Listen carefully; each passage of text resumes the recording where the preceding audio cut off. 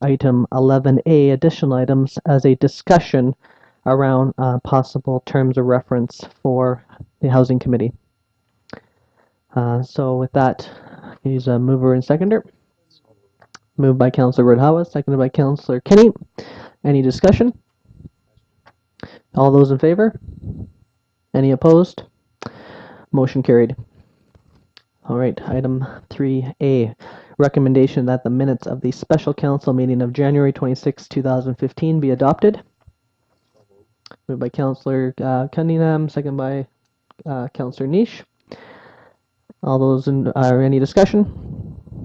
All those in favor? Any opposed? Motion carried. Item 3B, a recommendation that the minutes of the regular council meeting of January 26, 2015 be adopted. Moved by Councillor Kinney, second by Councillor Cunningham. Any discussion? All those in favor? Any opposed? Motion carried. Item 3C, a recommendation that the minutes of the special regular council meeting of January 28th, 2015 be adopted. Moved by Councillor Niche, second by Councillor Cunningham. Any discussion? All those in favor? Any opposed? Motion carried. And item 3D, recommendation that the minutes of the special council meeting of January 28th, 2015 be adopted. Moved by Councillor Cunningham, second by Councillor Niche. Any discussion? All those in favor? Any opposed? Motion carried. Okay, so we have two petitions and delegations. First up, we have a presentation from Ms. Rhoda Witherly, the chair of the Heritage Committee, update and recommendations. Welcome. Absolutely. And you can press the little green button on the mic to... Perfect, thank you. Oh, yeah. On behalf of the committee, I'd like to thank you for the opportunity to come here tonight. As you see on the slide, that is the committee as it is structured at this particular moment, and all of the committee members are here tonight. Not all of us, but many of us have been on this committee for many years. And over the years, we've done a whole variety of projects. And I thought that tonight, what I'd really like to do is I'd just like to make a brief presentation, because as some of you may know, I can go on about this topic for a very long time. And I just wanted to make a bit of a presentation about some of the things that we've done, and where we think that the committee and where the city should go with respect to managing and developing its heritage resources.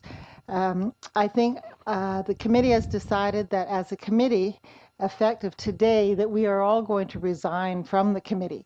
We think that we've been on it long enough, and like all good things, they do come to an end, and there's a shelf life for everything, and we sort of feel that probably our shelf life is done. We are certainly extremely supportive of the heritage resources and what should happen in the community, and we certainly maintain the very strong opinions about what those resources are and how they should be managed. And at the end of the presentation, we certainly will not be leaving without giving you some parting words of wisdom and some advice as to what we think you should be doing as you move forward in this particular thing. So I think I'll just go through the presentation. We have a couple of handouts here, and we'll just sort of decide, we have our heritage book, and I just have a little brochure which outlines some of the things that we've done over the years, and we think probably some should be continued, others probably they've had their time. So first of all, I kind of wanted to just do a quick little run through of some of the things we've got. And I don't know if you all recognize this building, and if you look closely, I'm sure you do. It's Pillsbury House. It is when it was first constructed in 1908, and the carpenters here in the room will recognize that it's being a wood frame building. It's lasted very long, and the committee has spent quite a bit of time looking at that and trying to maintain it and keep it going. So I think it's just fitting that we would start with a building that was the first, what we call real house built in the city of Prince Rupert, and it was built for the station master for the thriving community of Prince Rupert that the Grand Trunk Pacific envisioned for the years to come. This is, again, the house has now been built, and it's lived in by, as you can see, the family in the front. It was a family home, and it was provided by the Grand Trunk Pacific, and it was built because the family felt that they needed some decent accommodation here, and they certainly weren't going to be moving here without that. And I would say that some things never change, because I noticed that one of the things you as a councillor are discussing is housing. So this was the CN solution at that time: build a nice house for their station master. This is the arrival, or actually it's the departure in 1911 of the passenger train, which finally made it to Prince Rupert.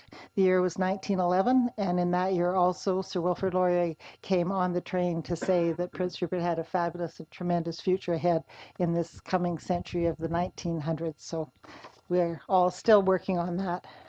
Again, this is what the street looked like, and if you look closely at the photo, you'll see some buildings that you actually can recognize today that are still there.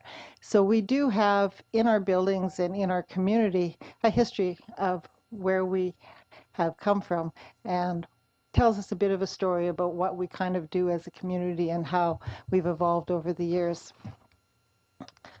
This, I call it the Bank of Montreal building. Some of you that are more recent probably call it something else, but this is probably one of the best examples we have in the community of a very effective adaptive reuse of a building, and while maintaining the look of it. So this is the original picture when it was first built, and I don't think, you don't need to look very carefully to figure out what building that is downtown, and how all the main features, architectural features, have been maintained, and yet it's still used in modern usage. We have a number of very fine houses here that again were built. These are all built from around the same period, the beginning of the 1900s. They were all at the boom time when people were thinking this was going to be the next great metropolitan area of North America. So this is one of the houses. There's a whole number of them along there on 4th, and I'm sure many of you know which ones they are. That was just one of the nice examples of a house that's still existing and you still can recognize it. This is another house, a different area of town. This one's doesn't look quite the same, but you can probably tell which house that one is. It's still standing and it's still lived in as a single family, family home. This is the courthouse. I'm sure you recognize that as well. This was built when we had the premier of the time was very familiar with Prince Rupert, in fact had come from here, and when they built this courthouse, it was again it was the largest, and to this day really is the only major courthouse out west of Hope of this stature and of this magnitude. Prince George now, of course, has built a major modern courthouse there, but this one still, in size and scope, it still certainly stands up amongst the top ones around the province. So that again, the heritage values and the architectural values of it have been maintained, and they continue to be maintained. I would say, though, that it's not without some vigilance, and the committee has had ongoing discussions both with BC building people about, what they're going to do if they want to replace windows so they don't put vinyl in. It's really in many ways, it's an ongoing battle because we're really so far out. They would never do that in a building in Victoria, but here, well, maybe. But anyway, at the end of the day, it all worked out, and they did a very excellent historical, replacement of all the structures in the building. The railway station, you probably don't recognize that one from the look of it now. It was built in 1920. There are a number of stations like this. They're federally designated, and they're around. There's a very nice one in across the prairies, actually, that are very similar, and they've all been redone and renovated for different purposes. Some as museums, some as office spaces. Smithers is an example where they've taken a railway station and really renovated it and used it as a community center and had all kinds of different uses, but while maintaining the look and the the facade and what it should look like, so that when you look at it, that that wasn't just built yesterday. These are another familiar site in Prince Rupert. These are our war times, and there's no shortage of those. This is the original look of them, and of course some of them are totally unrecognizable today as far as what they came from. But we have a big thing. This is, again, this is from the courthouse, and as you can see, as you look past the cenotaph all the way down, that's a feature of our community, of our city plan. Our community was a planned community. There's a plan. It's, for me, I work in land titles, and I have in the past. And Plan 923. As soon as I see somebody's buying a property in Plan 923, I know they're buying it in Rupert. They don't have to look any farther than that. And one of the features of that particular plan was it had grand avenues. And the idea was that it kind of, at the time, the whole planning aspect of it was to have grand avenues, just like you're going to be in France, and you're going to see the wonderful Champs-Élysées leading down, you know. And of course, we're not quite that grandiose, but we do have some very long vistas. And the idea is that you can see these long vistas. And in this case, the center of that long vista was, of course, the cenotaph and the courthouse. This is what you see now, because we've really not maintained the grounds in keeping with the idea of having that vista. So we have these trees here in the front that aren't really, they were just there, and they were supposed to be shrubs, and somehow they're not shrubs any longer. And really, it's the view of the committee they should be removed so that you can see the maples in behind again would form the alley. And they're large trees for sure, but they allow the vista to go through and be able to see the architectural design of the courthouse behind it.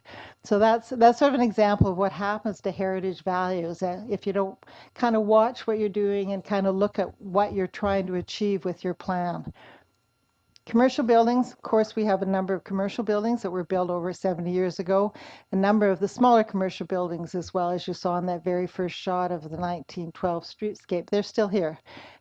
This is a good example. Mr. Besner, our local bootlegger from the 30s, built this building along with a number of other things in the community. But again, this is a building that's been maintained in its look, and yet it's still, you know, a very effective retail and commercial building in our downtown core. This one should be zoomed out so you can see this building here is actually the old Capitol Theatre building, and that was another one that's a very excellent adaptive reuse of an old building, maintaining the look and the values of it while at the same time allowing a modern usage for it. Again, City Hall is another example. It was the federal building that was built as a pretty solid building, and then it was redone into a city hall. We kept a lot of the Art Deco features on that building when it was redone. So again, we really, if you just quickly think about the small communities across the north here, and you think about what they look like and what kind of resources and buildings and facades they have, we're really very fortunate. When you think about the downtown core that we have, we think about some of those lovely homes that we have that again date from the 1910, 1920, and then we look at our neighborhoods. We've got wartime areas, so we have a whole story that we tell through our buildings, and they retain the characteristics of the period they were built, and yet they're being adapted for modern usage. I mean, nobody's suggesting you don't have running water in them, you don't have proper, you know, power and everything, but yet the characteristic and the flavor is there. And when you think about it, it really gives the flavor to our community and to our city. And I guess my pitch as part of this is why, as a council, you want to think about that, and you want to provide and make developers and builders and people that own these houses able to maintain them. And I guess what I'm saying is that it's a valuable asset. It's an asset just like all the other things we have in the community. And it's something when, as a council, you really have the luxury in some ways of looking at that and saying what do we want for our community, and how do we want to maintain the look and the perspective of what we're doing at that. So that's really the rationale of what, as a committee, we've been trying to do over these, we won't say how many years, and some of us refuse to admit it, but some of the things we've done heritage inventory, the HARP program. We dealt with building owners and helped them develop the facades on many of the buildings on the main street here, and it was a number of years ago. It used to be a lot easier to do heritage things in those days because we could actually get money. We could get grants. They were quite often matching. The feds had put some money in, the province might put a bit in, and the local business owners would do that. But you had a little bit of a carrot to offer, and I certainly, from a council perspective, it's nice to be able to do that. We've developed heritage walking tours, and then of course Pillsbury House. We spent a lot of time trying to maintain that just because we feel it's so important to the community and to the history of our community. We have a plan for a garden plan. We had a garden designer develop an English garden for it, and it's a challenge, as everybody knows, it's a challenge gardening here. So we've done some of it. We've put in some of the rock walls, but honestly, if you look at the garden plan that we had developed and what we were able to do, you're sometimes hard pressed to kind of see how it really truly matches up. But we certainly have done some things in that. So this is what the house looks like today. And as you can still see the gables. It's sited on the points of the compass so that it's, north, south, east, west on the gables. It's in not bad shape. In the past few years, we spent a lot of money. Probably in the last 5 to 7 years, we've raised over $100,000 that we have put back into the house with a new roof, painting it, because you have to have special kinds of paint, and it's got cedar on it and all of that thing. So we've done a lot of that, a lot of maintenance on it, and certainly we could use another 100,000 quite easily to do a whole bunch of other things on it. But at this point, it is actually in quite good shape considering the age and considering what is there. I guess the only thing I would say on the positive side from the matter of preservation of Pillsbury is that it was owned by the CNR for so long, and it wasn't really their practice to put a lot of rental money into it. So what was built was what stayed there, and it kind of stayed in the way it was without somebody trying to do all sorts of things that weren't really in the period. The period was when it was built, and the CN wasn't changing that. So anyway, it's certainly been an interesting thing for us. So that for me is kind of just, I wanted to give you a bit of an outline of what we've done and what we think should be done. So when I say what I think probably should happen now, first of all, one of the things that we did initially was we had a heritage inventory done, and that was done in May of 1983. And at that time, as I mentioned, there was money available. And we hired a researcher who went and did an inventory, literally an inventory. So they went through and they did photo shots of all kinds of different houses that were pre-built. I can't remember right now. The criteria was pre-19. You remember what it was? I can't remember. I think we looked at any houses that were built before 1930, sort of in that range. We had someone, they went around and took a photo of them. They said who built it, if they knew the original owners, because there were a number of people that were developers just as now, some guy had owned 5 different houses who was a prominent citizen. So that was all done, and that's all at the archives. And we had the same thing done. We had a heritage assessment done on whether the buildings, not everything's worth keeping. I mean, absolutely not everything. Some things are crummy, just like now when you build new houses. Some are crummy, some are nice, and some have got good design features and some don't. Well, it was no different then. So we had an analysis of whether it was, like an A, B, C, or D as far as design, typical of the time, all that sort of thing. So we have that inventory. But the problem is over time, houses change, they burn down, all sorts of things happen. And I think our first recommendation to you as a council is that you should really take a look and try and find maybe $8,000 to $10,000 and allocate it towards updating that inventory. And you really, I just want to caution you that it's not something you can say to your staff, oh, go ahead and, update the inventory. It's quite technical and it's quite specific. So you really need someone who actually knows about that particular field. And I know there are consultants that do that. If you decide to do something like that, I would suggest that you talk to some of the other municipalities that have very active heritage departments. Victoria and Vancouver, of course, come to mind, but New West has one. I think out in the valley, out in Langley, they have one. The Nelson has a lot of resources similar to ours because their community development is similar to ours, a resource-based country. So anyway, that's our first recommendation, and I would just suggest that you take a look at doing that. And I think it would be money well spent in sort of taking a look at the direction and how you really want to manage where the community is going. The second thing that I think you should do, and I know I have come here before in previous councils and suggested that that you do develop a heritage commission. There's a section under the Local Government Act, Part 27, which you could get your staff to take a look at and bring a report back, perhaps outlining what's required to do a local heritage commission. But it also gives a lot of flexibility in how you deal with some of these properties, with design guidelines, with any kind of tax. You can allow some sort of density relief or restrictions based on what's in your Heritage Commission and recommendations, and it's all within the Act. It's not something you're making up. And certainly there are Heritage Commissions around the province that, again, you could get some guidance from as to what the best way is to set it up and how you get members on it. I think there are a number of council members that sit on it, plus, of course, some public members on it. And usually the commission, the makeup, like other commissions, you decide. You might want a representative from somewhere, and that's the decision. And then finally, I think that you should really try and encourage the formation of a society which specifically works on the maintenance and preservation of Pillsbury House, because it really does take quite a bit of work. And it's work that people that are interested in that, gladly do. It's just that it's nice to have a structure to work in, and particularly if you want to raise money. I mean, I think we were fortunate when we raised the money that, we did it. But I think it would probably be better if you had an actual society set up for it. So that's really what we came to say tonight, to tell you that. And I just note that the photo credits are to the archives in the Museum of Northern British Columbia. And both of those are resources of the city, and they do have some fabulous archival material down there if you're ever looking for some kind of fun stuff to do and to look at. So, and I think just in closing, I'd like to thank all the members of the committee, because we have all been at this quite a long time, and the committee has always been very, very supportive and very helpful, and we all work together. I sort of seem to be the designated point person, but that's not because I do all the work, let me tell you.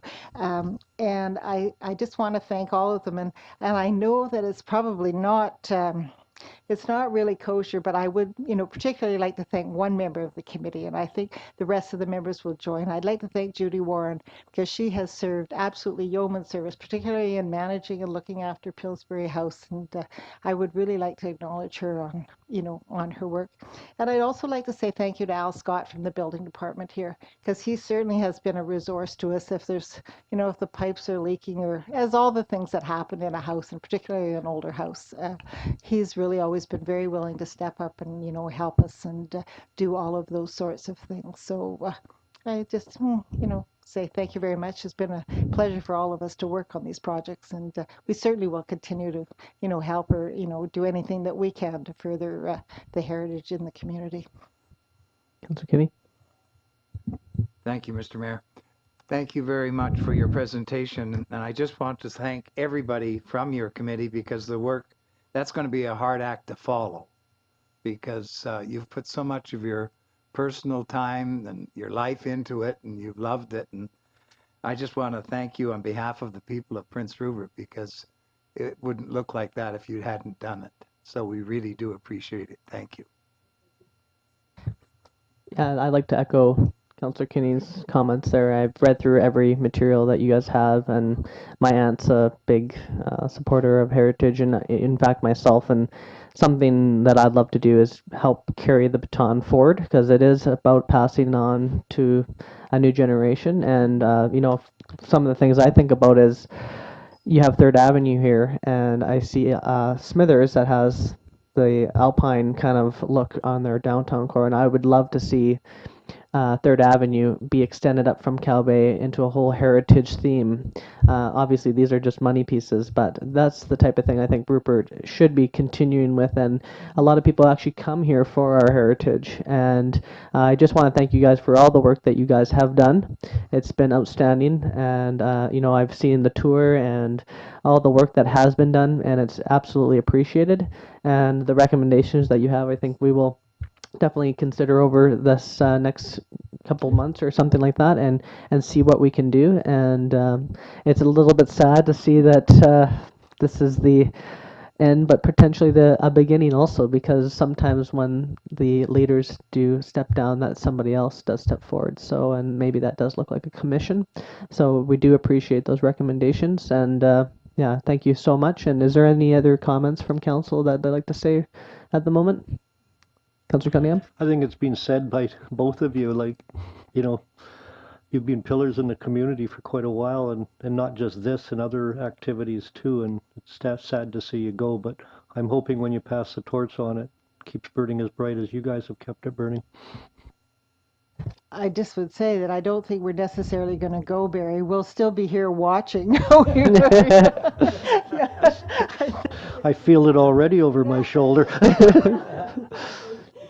We also have just some copies here of our walking tour book, so any councillors who don't happen to have, they're here. And yeah, and like I said, here's a couple. Lee, perhaps I'll just give you a couple of these brochures, Great. and anyone who wanted to look at them, you could take a look and see. Thank you very much. Okay, well, thank you. Thank you. Oh, Councillor Thurkelson?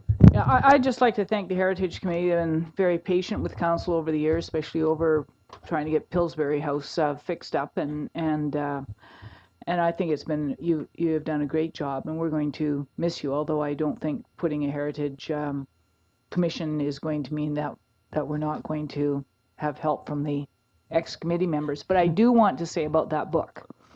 Maybe wave it in the air, Rhoda, so everybody can see it. But that book is worthwhile doing the tour of. I don't know how many of you have done it, but it is like like an excellent walk. It's like going for those ghost walks, you know, in England. You get to look at the book and then peek at people's houses and look at the book. I just love doing it. I've done it. I've taken myself 3 or 4 times on that tour. I can probably give you the whole dialogue just off by heart, but I think it's an excellent book, and I want to thank you. And I know that Laura helped a lot with that as well, and I'd like to thank her for that. So thank you, and I'm sure that we'll be calling on you for some help when we get the commission together and get some ideas going, percolating on that side. Thank you. Thank you very much.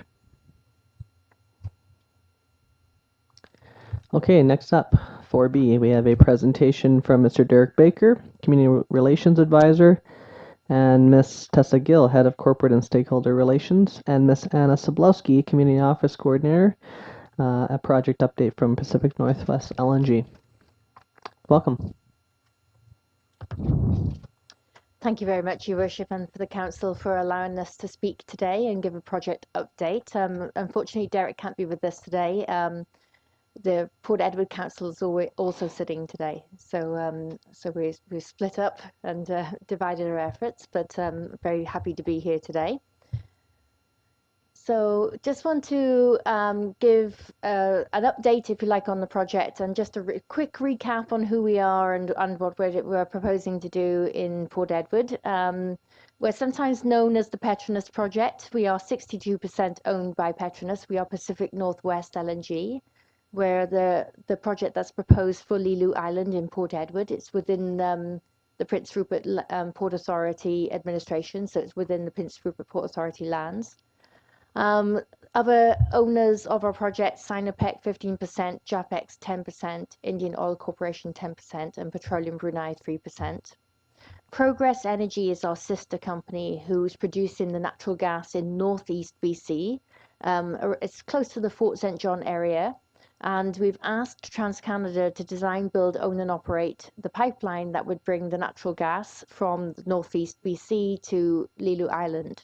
And so that project's called the Prince Rupert Gas Transmission Project. So while we've been preparing our environmental assessment and working through all of those regulatory processes, Progress Energy has been busy proving the natural gas resource in northeast BC. And to date, they've managed to prove the 15 trillion cubic feet of resources that are required for a viable project. So we've done that, and they've been busy sort of proving that resource. I think at the peak of production last year, we had 28 rigs in operation. So we spent about $2.5 billion in proving those resources last year, and every year of operation in northeast BC alone, we'd be spending $2 billion, up to $2 billion in production costs as well. So we have about 20 rigs in operation right now. So we've been busy in northeast BC, making sure that the natural gas is there ready for the project. And I'm going to go over the status of the facility project today. So one of the things I want to point out about the pipeline, obviously TransCanada are the people to go to for lots of information on the pipeline, but it is bringing the natural gas in its gaseous form from Northeast BC to Lelu Island. It's currently, the route is about 900 kilometers in length. And it begins just outside of Hudson's Hope in the Northeast BC region and ends at Lelu Island. And just a reminder for everybody why we were proposing LNG facilities. So as I mentioned, what comes in the pipeline is natural gas in its gaseous form until it gets to Lelu Island, where we propose the facility where we turn it into a liquid. And we do that at atmospheric pressure.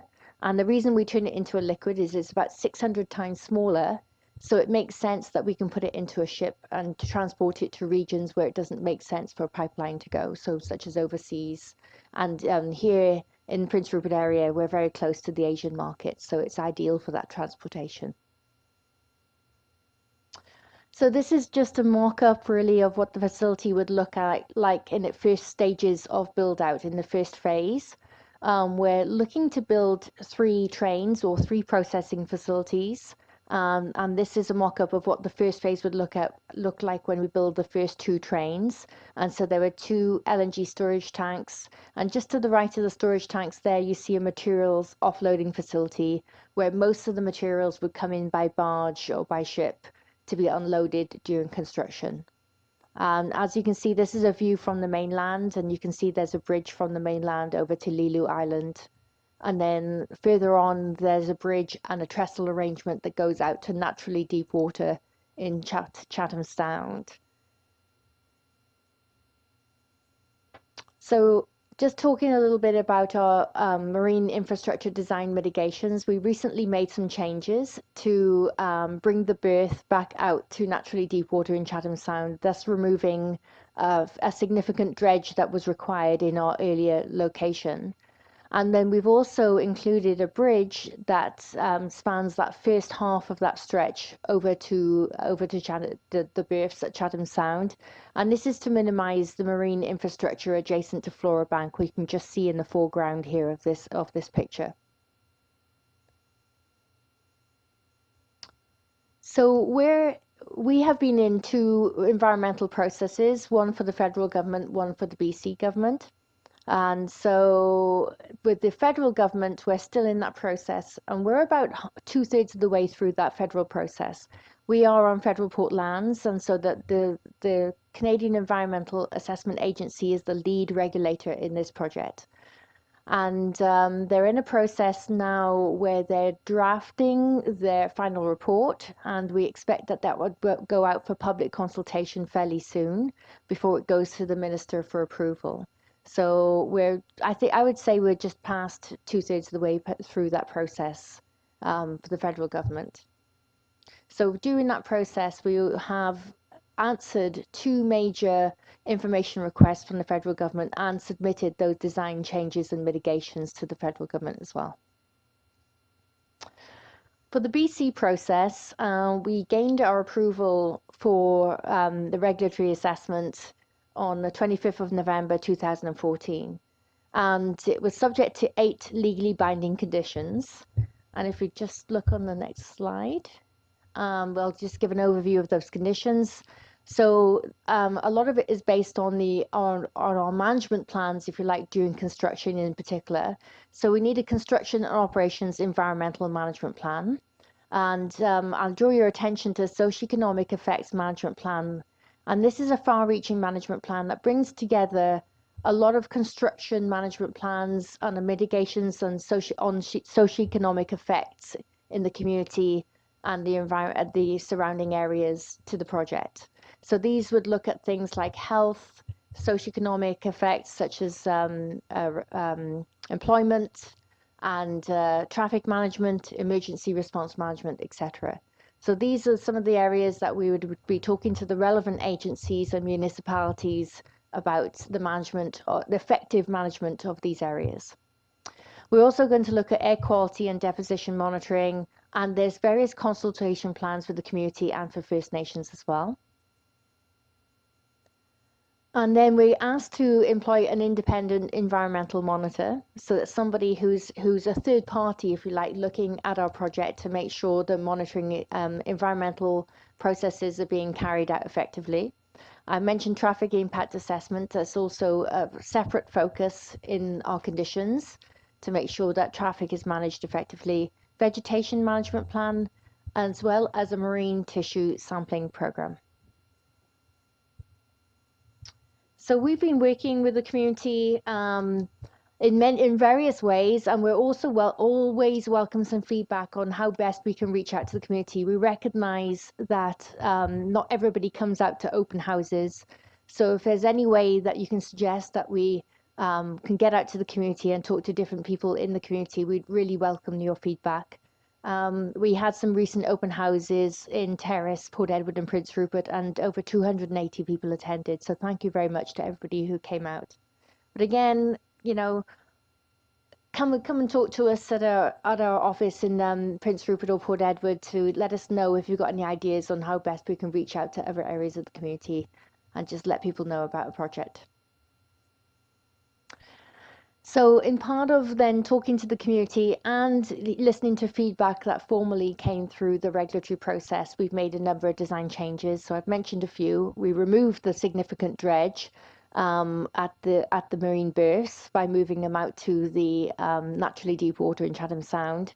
We have a small dredge remaining at the materials offloading facility, but as we do more geotechnical work, we realize that that is even that is decreasing. We've added the bridge to minimize the marine infrastructure adjacent to Flora Bank. We raised the height of the Lilu Island Bridge. That's something we did fairly early in the project based on feedback we had from the community. We're keeping a 30 meters vegetation buffer around the island, except for the places where we come in and off the island. And that creates a natural light and sound barrier, as well as keeping with some of the aesthetics of the area. We've committed to covered LED lighting to minimize the light pollution from the facility. I mentioned the materials offloading facility to minimize truck traffic through Port Edward and just for ease of offloading some of the major materials. And we changed the location of the main flare stack so that it's further away from Port Edward as well. So we've mentioned before, depending on the major construction contractor we choose, we could have up to 4,500 jobs during construction created, including the owner's team, so the Pacific Northwest LNG personnel. But during operations, and I think this is an area of interest for the local community, in particular for long-term careers, between 250 and 330 long full-time positions at the facility under Pacific Northwest LNG's payroll. And we can think of easily another 300 full-time jobs that are usually created of a facility of a nature for contractors who end up working full-time on the facility as well. Just one thing I want to point out is that we have every intention of hiring as many local people as possible, and so we get many questions on what sort of training should people undertake and what sort of career routes should they go down. And it's quite early stage for us because we're still designing our operations workforce and the operations workforce training. However, we do have an idea of the type of work and the type of jobs that are available during construction and operations. And so we have some community coordinators, and we have one here, Shoni, who works out of the Hecate Strait Development Society offices. And so you're welcome to go and talk to Shoni at any time to get some feedback on where you can find sort of training. And she also helps out pointing people in the right direction for finding funding for training as well. This information can also be found on our website.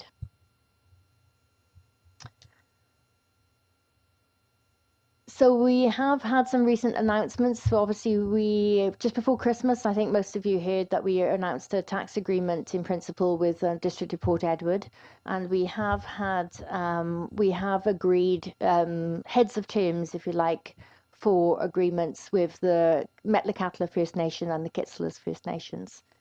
So this doesn't end our relationship with the community and municipalities and First Nations. It's just the beginning, and we're still working with other First Nations in the areas and the communities in the areas to get feedback on a project and where necessary, come to arrangements as well. So the next steps, we did delay a final investment decision for the project. We were planned to have one for the 3rd of December. But we in the stages of reviewing some of the economics for the project, but at the same time remain very positive in terms of the momentum for the project. So we've asked our contractors to go back and sharpen their pencils and just make sure that they have put in the best bids that they have, and the same for the pipeline. But at the same time, we are waiting for that federal regulatory approval, and we can't really start construction until we have that approval as well. So it's a good time to make sure that we have the economics at the best that they can be so that we can move towards a positive final investment decision. We're also in the process of selecting our construction contractor.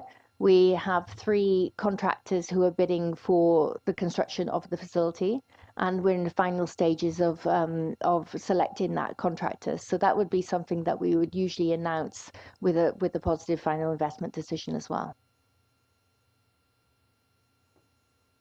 So just a reminder that that we have the community office in Prince Rupert, and it's just down the road here, a couple of blocks down the road in the Capital Mall. And in Port Edward, we're there on Wednesday afternoons, every Wednesday afternoon in the old school in Port Edward.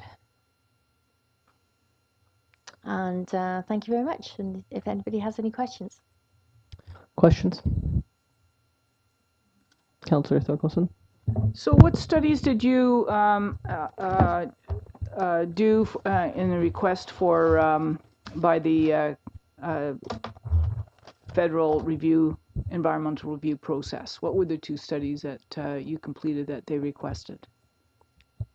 So I don't know off the top of my head all the studies, but they weren't just 2 studies. So the major information requests came back with a, if you like, they were grouped together questions where you have a round of public consultation, and then there were major questions asked.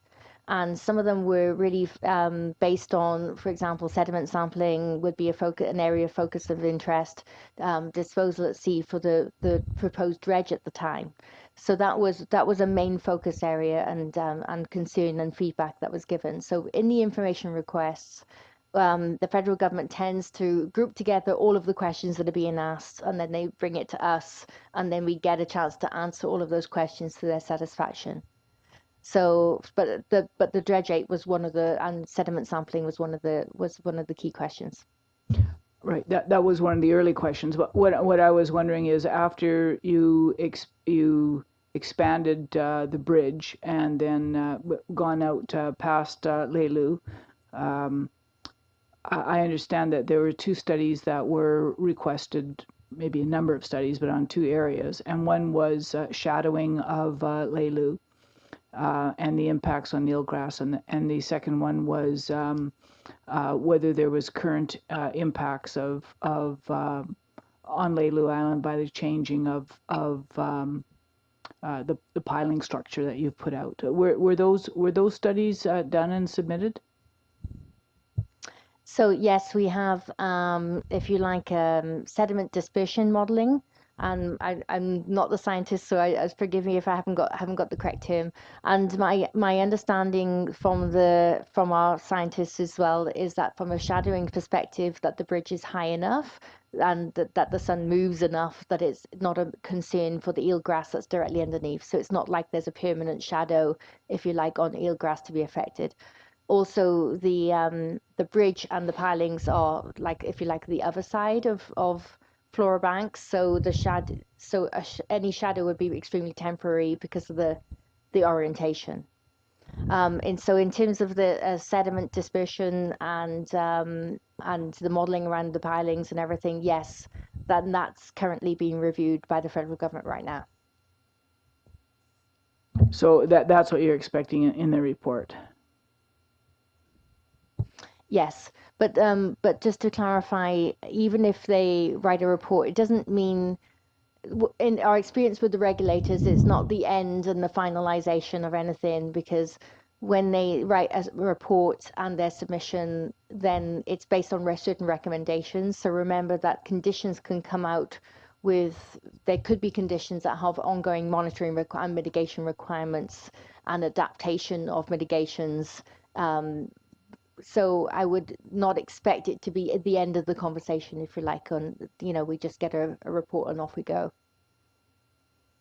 As you know, I think concern of many people in Prince Rupert has been the eelgrass beds, and certainly we are getting more and more nervous. Those of us who like to fish and who depend on the Skeena estuary, because that is the largest eelgrass section it's the largest estuary section for the whole Skeena River, and we're getting very concerned that if there is an impact, how it's going to be mitigated, and what's going to happen if there is an impact. Obviously, you're not going to tear down your facility. So what does happen? I guess that's a question. What does happen? And the answer to that is you don't know, right? That's the answer. And I don't know what you're going to do if that happens. But I guess the question would be is Petronas committing to ensure that if the Canadian environmental study says that, or decision is that you are able to go ahead, what kind of commitment are you going to make to the public that if there is any negative impacts on the eelgrass, that you're going to do something about it? So I think part of the discussion with the regulators, and we take this very seriously, and so do the regulators, and so that's why there's an ongoing discussion. So as part of that discussion is how best to have ongoing monitoring, so that you're not in a situation where something has happened and you've gone past the point of no return, if you like.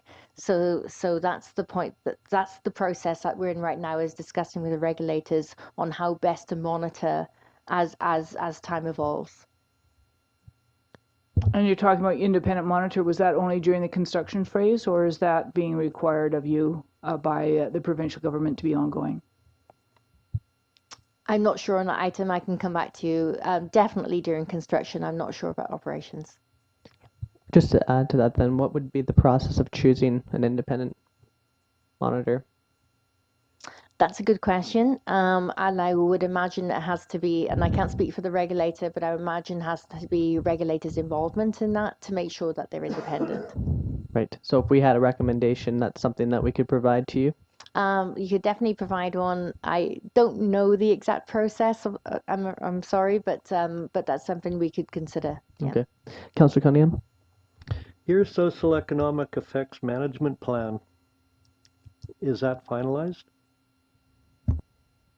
So that has to be submitted 90 days before significant or major construction.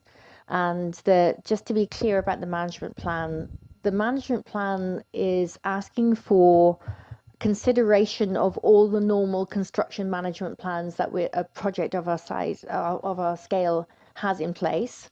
And so what it's doing is it's looking for how those management plans to come together, are monitored effectively, and have an adaptive feedback process so that mitigations can be monitored and changed if they're found not to be effective. So I just wanted to manage expectations of what's in the management plan. It's a process that manages the plan, all of the plans of how we execute the construction process, if you like, and that is to be submitted 90 days before significant construction. Well, social economical effects, are they going to be including Prince Rupert? Because this is where most of the social economical effect is going to be. Even though we're not out around there, most of this is going to be your service center, your play center. All our facilities are going to be used. So it focuses on the impact of construction and specifically construction, in particular, if you like, a construction workforce, and it does take into account the assessed area which generally for most of the areas of the environmental assessment includes Prince Rupert. Good. So I'll just also add, so it has, as you know, we commissioned 2 reports, the Stantec infrastructure report and also our KPMG assessment on but basically what the effects of LNG will be. Has your team received these reports? We've received the KPMG report. I'd have to check if my colleagues have the Stantec report, and we're in the process of reviewing that right now. Okay, so we've also outlined a lot of the effects, and the KPMG report does refer to the Stantec report for the numbers around the infrastructure. So you're talking about the socio-economic management plan. As you know, one of the things that we've been trying to pursue is a process through the CDI, Canadian Development Institute, for a 20-month multi-stakeholder engagement process for this community, because all of these LNG proponents are going to have an effect on Prince Rupert, and we're looking to finalize the funding for this particular project, so that there's an independent body conducting what the effects will be and also engaging the public, so that it's not proponent-led or city-led or that it's its own entity. Would you guys be willing to help fund some of that project so that we could move into this next phase of the socioeconomic effects management? So we're very, very interested in coordinated consultation. We do think that makes sense. And I believe we've given feedback on the scope, the terms of reference and the scope for that proposal. And we're just waiting to hear back then so that we can put that through our internal review processes. Okay, so but you guys you're interested and you've been speaking about it, and it's been something your team's been talking about? We're definitely talking about that internally, and we're just waiting for the finalized terms of reference. Okay. Yep. Any other questions, Councillor Thorkelson? I just have one last question, and it's on cumulative effects, and I probably should know the answer to this question, but I honestly don't, so it's not trying to be provocative. But what is the, I'm quite well aware of what your independent, your own assessment has been on the impacts on our watershed and on our airshed. When you add the cumulative impacts of BG, if it goes ahead, and then particularly of the Exxon, whatever they're calling their project, how are you going to deal with cumulative effects as the other projects come online, if they do? So I think the difficulty here is the timing of the projects. And as you know, when we go through a regulatory process where we basically assess the potential of projects that are in the pipeline or that that are in process, if you like, at the time. So our environmental assessment assumes that certain projects are in place at that time of the environmental assessment, and that's about all that. And the difficulty is how do you choose which projects are going to go ahead and which aren't? So there are in our environmental assessment, there's an assumption that certain projects are there because they were being formulated, if you like, at the time that our project was being written and the project description was written for the process. So I think the question isn't necessarily just for us alone, but it's probably for, if you like, the regulators, including the province, of then how do you look at that as a cumulative when the time comes? Because at the same time we could be in the stages of construction and operations when other people are still formulating their projects. Yes, and that's what concerns me, because I know that I believe, anyway, if I haven't looked at your most up-to-date plans, but your past plans did not have the best technology for scrubbing. In fact, it was said that you probably don't need to have scrubbers to meet the standards, but question is do you need to have those scrubbers to meet the standards? And it's just for the gas that you're burning. Make it clear, it's just for the gas that you're burning to generate the electricity to cool down the rest of the gas to load in the boats. And so when you are burning that, there's going to be emissions. What kind of gas you use is going to determine on how bad the emissions are, and understand that.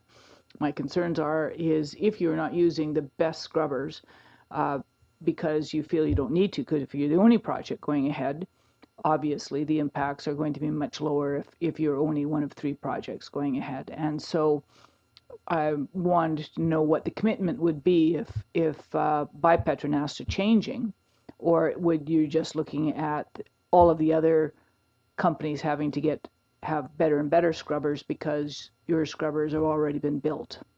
It's sort of like snooze you lose. Thank you for your question. And it's a difficult one to answer because again, we're working with a regulator who are the really, if you like, the referees who have to pool all this information together and say, okay, so what is the situation with the airshed? And they're having to decide which projects would be included in that discussion. So we're ready for. I guess we're always cognizant that the regulator could say, okay, yes, you're going to have to implement certain technology. A couple of points I'd like to make is that we're fortunate enough that from the North Montney region we have very light sweet gas, and so our emissions are going to be, and it's going to be pipeline spec before it gets in the pipeline. So in terms of Prince Rupert, then we have very good gas with very few impurities to deal with from the starting point. So we're very fortunate as a project for that from that point of view. But also I want to bear in mind that scrubbing technology also comes sometimes with its own pitfalls and its own chemical handling and other things that have to be considered as part of that environmental picture as well. So you have to look at the total picture in terms of the technologies that are used and what's the best situation at that time. But we're always working with the regulator and considering those options as the regulator then decides what they're going to ask for in the facility. Councillor Cunningham? Wouldn't it be better to just go to the best?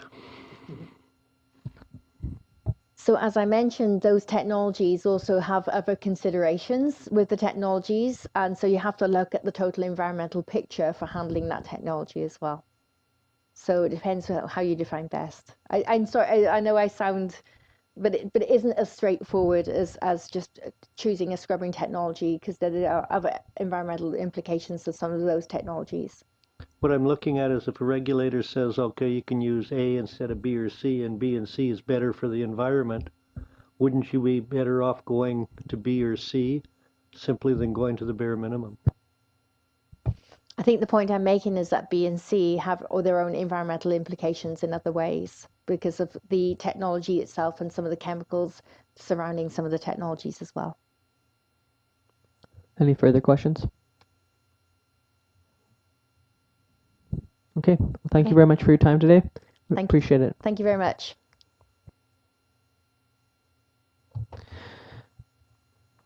Okay, so next up we have a report from the engineering coordinator regarding grant application submissions to the Build Canada Fund and to the Gas Tax General Strategic Priorities Fund. Thank you, Mayor Brain. The recommendation from the engineering department is that Mayor and Council pass a resolution for the following grant applications. One is for the raw water supply project with the Building Canada Fund. I'd like to also add to this is that it would be done in 2 phases over 2 years. I'd like to also have one for the raw water supply project for the Gas Tax General Strategic Priorities Fund in 2 phases over 2 years. We are also going for asset management phase 1, which is through the Gas Tax General Strategic Priorities Fund, landfill development project, Building Canada Fund, and then our 2 bridges, which are the 6th Avenue Bridge Replacement Project and the 2nd Avenue Bridge Replacement Project through the Building Canada Fund, both of them. I'll just go over quickly which each of the projects will entail. The raw water supply project would be a complete replacement of our raw water supply. It would start with a new supply pipeline under an access road it would start halfway up from Schwatlands and go up to our dam. That would be the first phase, so we would have a new pipeline with a new access road. Then the second phase would be a new dam and a new submarine line that would convey the water over to the city of Prince Rupert and our reservoir here at Montreal Circle. The asset management phase 1 through the gas tax general strategic priorities fund is to get us moving towards asset management. We're just getting a GIS platform set up, and this will help us move forward with asset management. The landfill development project through the Building Canada Fund, we are looking to develop a new cell at our landfill. The new cell is for development and any new development that comes through large projects. As we all know, our landfill is running out of airspace quite quickly. And then the last two are for the twin bridges that we have in town that are the large wooden trestle bridges. They are constantly in need of repair, so at some point they will need a full replacement. The numbers around these projects are about $15 to $16 million for the raw water supply project.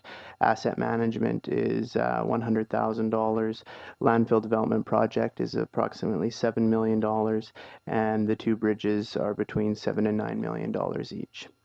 So the reason for the report is it's in order to minimize the impact to local taxpayers. The engineering department is proposing that the city apply for grant money from the two aforementioned funding sources to help complete these essential projects.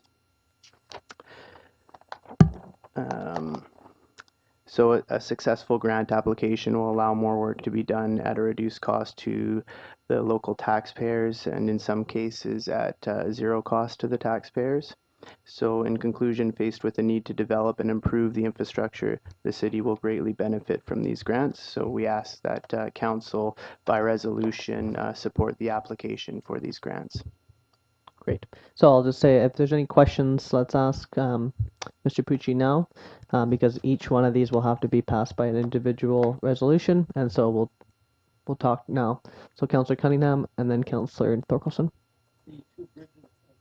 The two bridges will be two separate projects. Correct. Councillor Thorkelson. I'm not clear from your report. It says under this program, the federal and provincial government will each allocate approximately $109 million to support infrastructure projects in communities. Is that $109 million each for all communities, or just for our community? Is that $218 million for Prince Rupert alone? No, or for British Columbia, or for Canada? It's for British Columbia communities under 100,000 people, so outside of the Lower Mainland and under 100,000 people. They've allocated $109 million in provincial and federal monies, and it'll be given out over 2 years in two different intakes. So that's why we would like to phase the larger, more expensive projects over 2 years and in two phases to make it more palatable to the intake process. Do we have a notional amount? So, or how are you wanting to prioritize these? Or do you have a notional amount that we will likely receive, and we're just dividing it between these projects? None of these projects are guaranteed at this time. Strategically, we feel that the raw water supply project is the #1 priority for the city of Prince Rupert to secure our potable water source and conveyance to the city. Over the past year, we've invested in a detailed design for that project so that we know it's almost a shovel-ready project, or it is pretty much a shovel-ready project that has a detailed design and cost estimate associated with it. We wanted to be able to present the best project available to them, so that and make it very palatable, so that we can phase it over the 2 years for them, and help them see that in order to have the development in the north, they need to invest in the north. So this is just a wish list, and all I was wondering is if we didn't have a notional, because sometimes we have a notional amount, like we know NDI, what our notional amount would be, right? What the idea would be.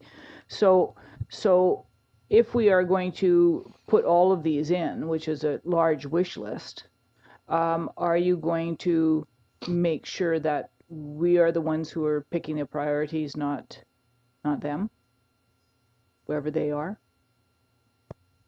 Correct. We do get to pick our priority projects, and we've sort of looked at the priority that we need for development and where we're needing the infrastructure, and we feel that the infrastructure needed would be in the raw water supply line first, and then the landfill development would be second, and with asset management, sort of a smaller one that is through a capacity building program. So it's a separate program altogether.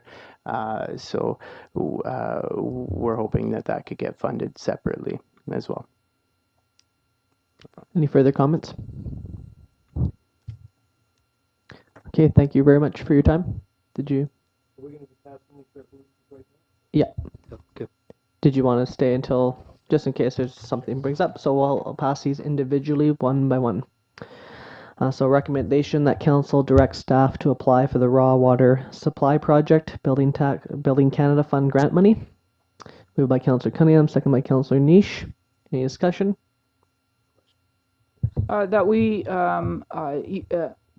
if we can include this motion, that this is the priority of council. Yep, we could do that. Would that be okay with the mover and seconder? That's fine, yeah. Okay. I thought it was already identified as our priority, but I think she just wants to add the emphasis. Is that correct? Okay. Okay, so motion on the floor. Any further discussion? Okay, all those in favor? Any opposed? Motion carried. That second recommendation that council directs staff to apply for the raw water supply project gas tax general strategic priorities fund grant money with the council emphasis of being a priority. Moved by Councillor Kinney, second by Councillor Niche. Any discussion? Okay, all those in favor? Any opposed? Motion carried. Another recommendation that council directs staff to apply for the Asset Management Phase 1 Gas Tax General Strategic Priorities Fund grant money. Moved by Councillor Cunningham, seconded by Councillor Niche. Any discussion? All those in favor? Any opposed? Motion carried. Recommendation that council direct staff to apply for the landfill development project Building Canada Fund grant money. Moved by Councillor Kinney, second by Councillor Niche. Any discussion? All those in favor? Any opposed? Motion carried. Recommendation that council direct staff to apply for the 6th Avenue Bridge replacement project Building Canada Fund grant money. Moved by Councillor Redhawa, second by Councillor Moreau. Any discussion? All those in favor? Any opposed? Motion carried. And that council directs staff to apply for the 2nd Avenue Bridge replacement project Building Canada Fund grant money. Moved by Councillor Niche, second by Councillor Cunningham. Any discussion? All those in favor? Any opposed? Motion carried. Thank you.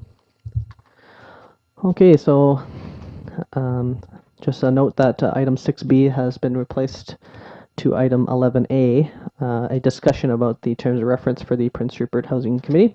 So we will move into a correspondence for action. Another note that the item 8A, the request from the Skeena Taxi has been withdrawn from Skeena Taxi. They have discussed with the RCMP themselves an arrangement, and so they have requested their appeal. So we will now move into the late agenda item 8B. An email from Cameron McIntyre, Secretary Treasurer from Prince Rupert School District number 52. It's regarding a letter of support for the school board application to the Port Community Investment Fund. And I was just wondering if perhaps Ms. Bauman, would you like to quickly speak to this letter? Thank you, Mr. Mayor. The school board is planning to make an application to the Port Community Investment Fund for money that would help reopen the closed Westview building. As part of their application, they would like letters of support from other community partners. Based on past conversations, there's been a shared desire to deal with closed buildings, and therefore they are hoping for a letter from our council. So my recommendation is to move a letter of support, and then we can enter into discussion. So moved by Councillor Kinney, second by Councillor Niche. Councillor Thorkelson? this letter is so explanatory. I was wondering, what are they going to reopen the building for? I mean, we had several discussions with the community over community development in that area, and I'd certainly like to know what the building was being reopened for, if it for as a school or as school board or as a flop house. I mean, what? I could explain it, but I'll let Councillor Cunningham explain it. I phoned Mr. McIntyre today and asked him why or what the definition of opening the school was, and he says for school board offices, move the resource center there. What they're going to do is consolidate, I think, 3 or 4 operations into the one building. So it's not reopening it for a school per se, as for more of a school board office, resource center, et cetera, Maybe Lee can expound a little bit, seeing as he works there. So they have their one office is Wapsigiget, which is the First Nations Resource Center, which is the old alternate school of the high school location right now. That would be relocated. Downstairs there's a resource center that would be relocated there. There is a student support services area at the bottom of Conrad School that would also be relocated there. The board office itself would be relocated there. It would basically ensure that the management and all the support structures of the school district could be in one building, communicating with each other more on a regular basis. And then things like the gymnasium and the field and things like that could be opened up again to public or to groups to rent or to use as a public space. It would also bring life back to that particular neighborhood, because there would be people going up there and there would be kids going up there as well. So in my mind, it seems like something that would be good for the school district, and so that's why they're requesting it. Councillor Thorkelson? Do we know what they plan to do with their their school board, the present school board building? They plan to keep it as a school board building, or what do they plan to do with that? Because there's issues about who owns the property and what happens to the property and those kinds of things, whether it reverts back to the province or doesn't revert back to the province, whether they're going to continue to use it or not. Those are some of the issues. I'm not exactly sure what they will do with those buildings. Perhaps sell them. I'm not exactly sure what their intention is about those empty buildings. The only building that would be, the 2 buildings actually that would be empty would be their alternate building, or alternate, the Wapsigiget location, and then the school board office. I have no idea what they would actually do with those in the end, so that'd be a good question for us to ask them. Councillor Cunningham? Cam had indicated they'd be selling some of them to me earlier today. Right, yeah, so okay, so they're going to sell the buildings then. Yeah. The reason I was asking is because they haven't been able to sell schools, so I don't know if that has to do the same thing to building. They were unable to sell Westview. I mean, King Ed went back to the province, and the province gets to sell school land, and I don't know if that if they bought that privately or not. But it's not that I'm opposed to the province owning property, but it sure be nice if we didn't have some more empty spots around the city with buildings that are torn down, just like what's happened at King Ed, and we just have an empty field with a bunch of rebar in the middle of it. I completely agree. Councillor Niche? I think in the King Edward situation, it was a little bit, from my understanding, they actually borrowed money on the building to build the new school, and then after realizing that they had borrowed against it as an asset, realized that the property had never been transferred from the provincial government in the past. But I do believe that the other ones are still the same. I could be wrong, but I'm pretty sure that Canada and Westview are owned by the school board, and the reason why they haven't dealt with them is because of the cost of removal being the biggest factor. I'll just add to that quickly, is that from my time there, that one of the issues about selling the schools is, for some reason, somebody made a decision a while ago to turn off the heat to a lot of the schools like Canada and Seal Cove. what ended up happening was that the schools from the inside just rotted out, right? And so they became way less sellable. Where, for example, Wapsi Yet and the board office have been maintained and updated and are buildings that are purchasable compared to a kind of condemned school site. So it's probably more sellable than a school location that would take quite a lot of. You just have to tear down those schools. So, Councillor Torkelson. Well, actually, it's more complicated than that, and it might be good that we meet with the school board. We haven't met with them for a long, long time to ask them what their plans are for, you know, if we do see increased growth, what their plans are for creating more schools, in more neighborhood schools. Because basically what it is that the provincial government, if a school is closed, it reverts to the provincial government, and all over British Columbia, people were up in arms when schools were closing. If you remember, about 10 years ago, schools were closing all over the province, and they revert to the provincial government. And people, unless the school board bought them with actual money they raised from the community, so it was internally raised money, not money given to them, or not money from the province of British Columbia, I suppose. So that was part of the problems of why schools aren't being torn down or aren't being decommissioned, because then the property reverts. So if they walk entirely away from a school, the property reverts to the provincial government, and then the provincial government can do whatever they want, which in the case of Westview has not been, King Ed has not been, it hasn't put houses or put apartments or put anything there, right? It's just an empty field. And so, it might be good if we start meeting with the school board to talk about some of their plans for the future as part of LNG growth, and what are they looking at for their future, and what are they going to do. I mean, if that's true about the other schools, that they're uninhabitable, then what do they plan to do with those areas and those schools? Those are big chunks of Prince Rupert. But I know that was an issue that the school board asked us to help them to address the issue of them not owning the property. And the question was, of course, if you don't own the property and the provincial government sells it, how do you gain more property to build more schools on if the city expands and more young families come to town? So that was a real big issue, I know.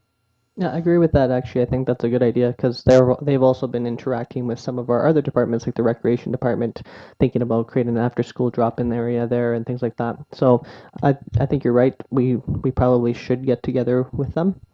That being said, is there any further discussion about the letter of support at the moment? Okay, so we're in the motion. Call question. Okay, all those in favor? Any opposed? Okay, so motion's carried. And I'll just briefly mention that it would be good to maybe set up a meeting with the school board. I'm not sure if we would need a motion for that, but if we can arrange something like that, that would be great. Okay, so moving on to next item of business, 10A, we have a report from our city planner regarding a zoning amendment bylaw number 3362 2015, an application for 1433 India Avenue. Welcome, Zeno. Thank you, Mr. Mayor.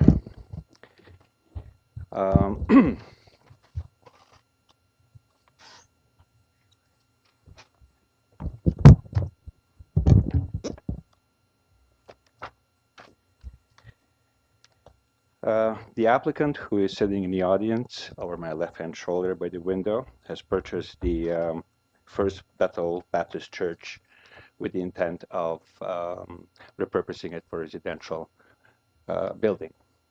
You have the full application attached. I selected a few illustrations just to give you a flavor.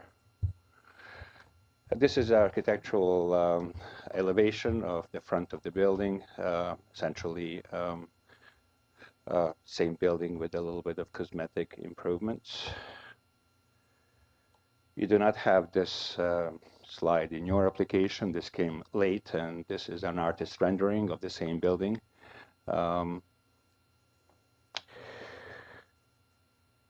By the way, this is the first full application to the new council that's complete for rezoning. And if you have any questions along the way, please ask at your discretion. Generally, the intent is to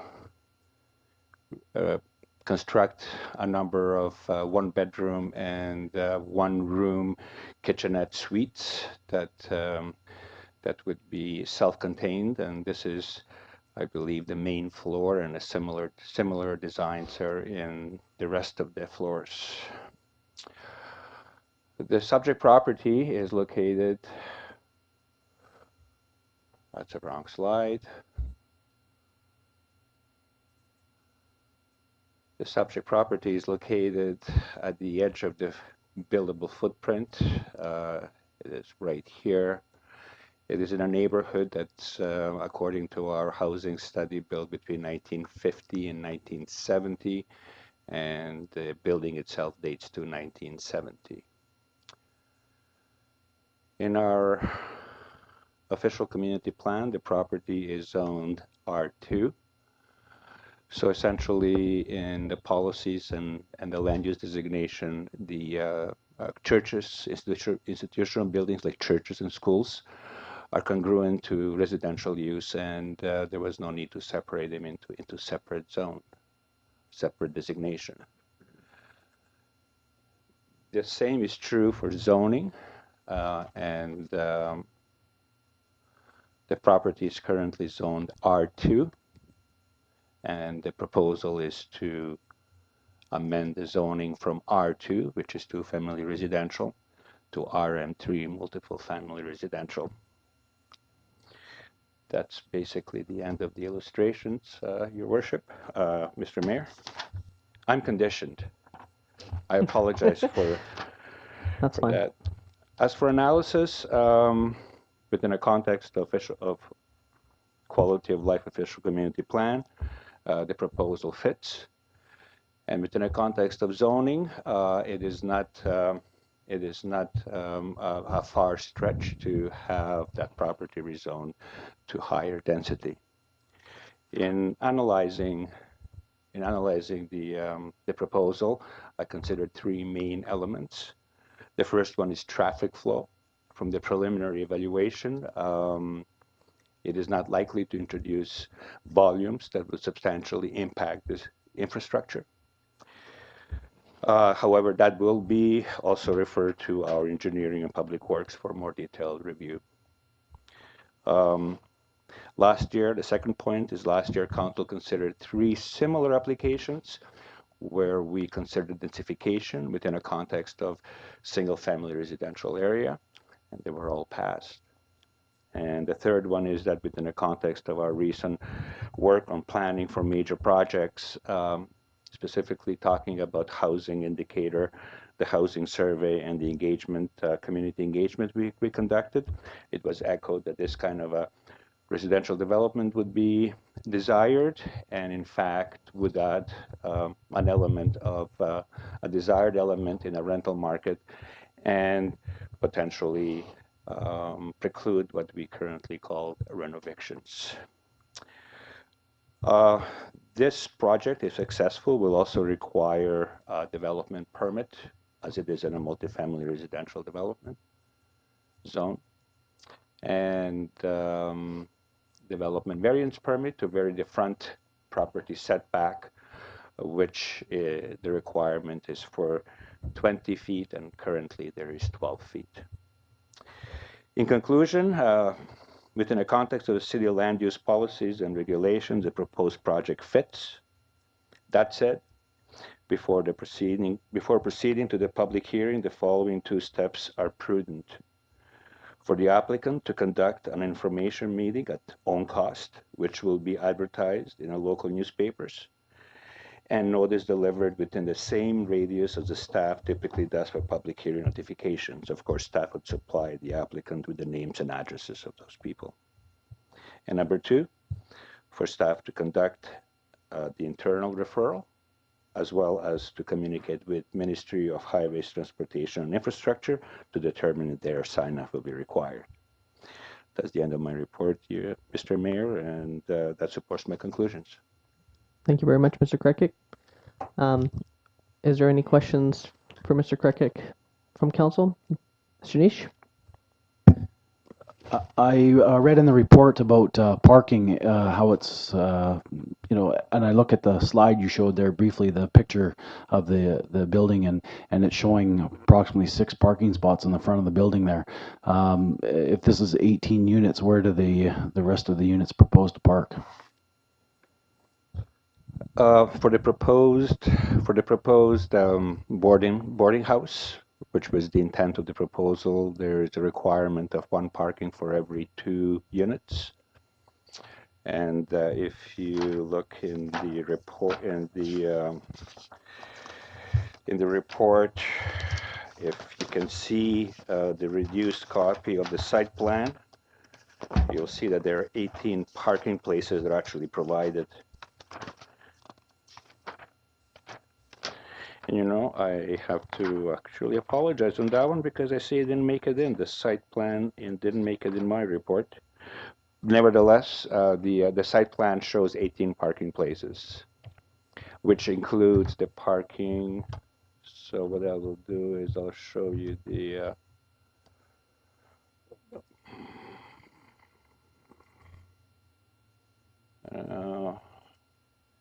probably the only one is this one here, and this is really erroneous distribution of parking places. That says artist rendering, but I will make sure that you receive the site plan, which didn't make into the package. Other questions from Councilor Thorkelson? I have a question regarding what's the difference between you've got in here in your report, Mr. Krekic, that says looking at the proposed plan, the proposed project can just as easily be considered a 2-story walk-up apartment. So what's the difference between a 2-story walk-up apartment and a boarding house? All I was trying to say, Councillor Thorkelson, that when I'm looking at a project of this nature, I'm looking at the context of residential development rather than the branding of the project, which is essentially a boarding house with the intent to become a seniors housing. Yeah, I just was wondering if there's anything that is anything that we differentiate in the city between a boarding house and an apartment. If there's a differentiation in any of the city bylaws or any of the city zoning issues about what was the differentiation between an apartment and a boarding house. Boarding houses, they have their own definition. It's for more tenants, which may provide or not provide cooking facilities. For the apartments, we do not have a definition, but it's a multifamily residential project. And boarding houses are permitted in RM3, which is the zone that it's permitted in. The reason I was wondering is that I certainly believe that an area can have an apartment. I think that's probably a very good thing to have there. And this looks to me like it is more of an apartment because it looks like units have cooking facilities in them. But when we looked at rezoning, say down at the end of Graham or whatever street that was down the end of Graham, you know, we looked at a high quality project. We knew what we were getting into as a way of quality. The housing was going to be upscale. My concern is that after 3 years or 4 years of construction, is this going to be a boarding house which has a lot of wear and tear on it? Therefore, it's going to end up to be a place that seniors wouldn't want to live in. It's going to be a low-end apartment block as opposed to a high-end apartment block, and that would be my concern. If you told me that it was an apartment block and it was set up for an apartment for long-term stays, that to me is very different than an area with short-term stays. But you're saying that our zoning doesn't differentiate between that? I think we're getting into some fine details that are strewn between technical points and branding of the project, which is exactly the reason that I'm seeking the applicant to have a public information meeting, at which time some of those details can be fleshed out. Of course, this kind of a development, as you can see, this could, you know, this doesn't necessarily equate what mine conjures up as a boarding house. These are self-contained one-bedroom and one-room units with cooking facilities, and so the comments and I've had some comments from advanced comments from the community is, you know, exactly going towards that. You know, is this going to end up being a place that may end up being a worn down place and, without picking the words, undesirable characters hanging around? Just by the amount of the investment into the building and what's proposed, I would suggest, from my analysis, I do not have that kind of a reflection on a project. But again, the whole intent of the public information meeting, to which the applicant agreed, will be to flesh out those kind of points. Councillor Cunningham. I have two concerns. One's talking to people in the neighborhood the last couple of days was parking. And I went and looked at that lot. I drive a full-size pickup truck. If this is going to be an executive apartment block for executives from construction companies, they're going to be driving pickup trucks, most of them anyway. They're not going to be driving little Hondas or that. And I found by putting my pickup truck in that lot, you'd be lucky if you could get another 7 trucks in that lot. That said, we'll find out at the public hearing about the parking. My concern here is they're saying this is going to be converted into senior citizen home, assisted living, and or a place where you can age in there. One, I don't see an elevator, and two, if they're going to be building this, are they going to be building it to standards for wheelchairs and everything else in the bathrooms in the beginning, or are they talking about changing this all over at the end? Because if you're going to build this for a senior home right now, there's different standards for the bathrooms and everything than for an ordinary apartment block. Different sized doors, grab bars in the tubs and everything else. And these are things that if, I don't want somebody coming in here and blowing smoke up our butt about they're going to do something down the road and just build an ordinary apartment, and it can't be converted very cheaply later on.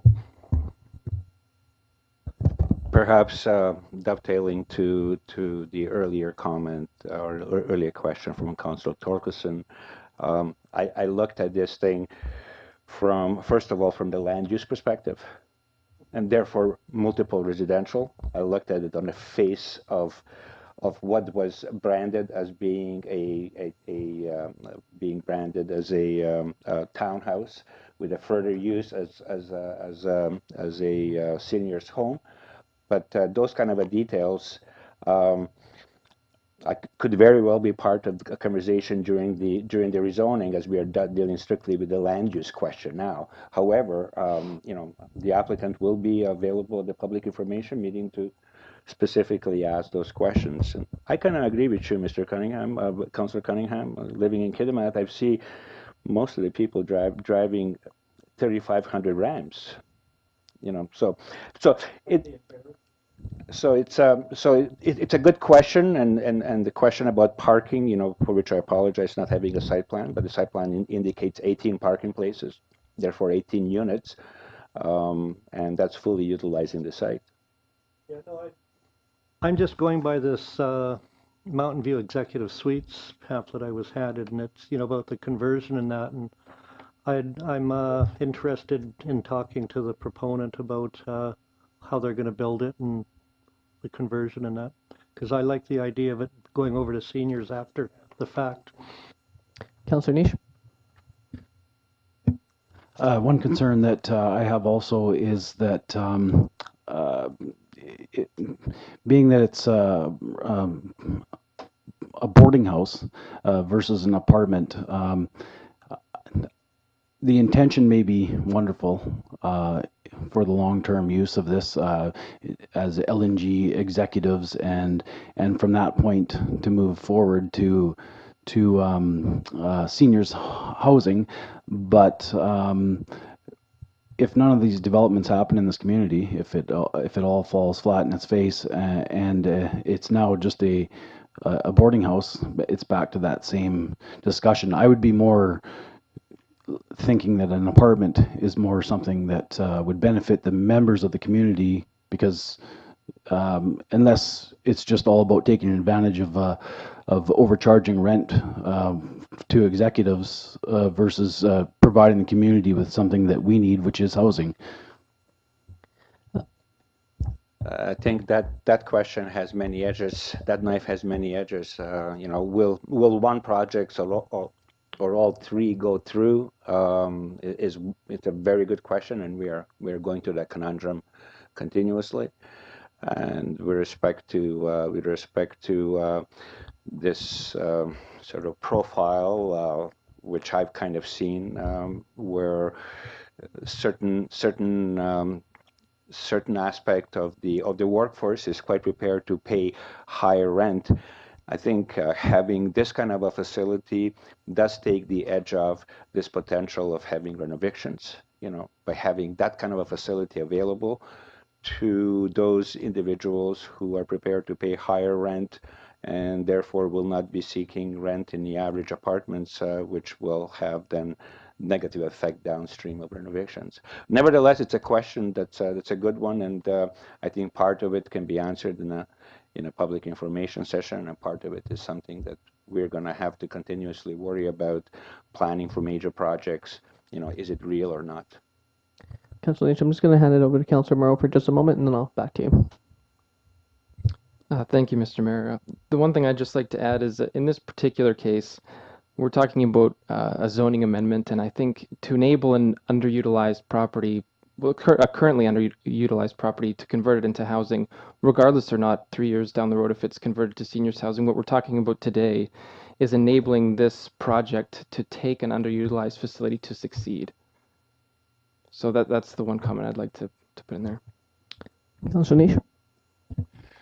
Is there no size stipulation to how many units you can put on a particular property? Because I know this property is 150 feet wide.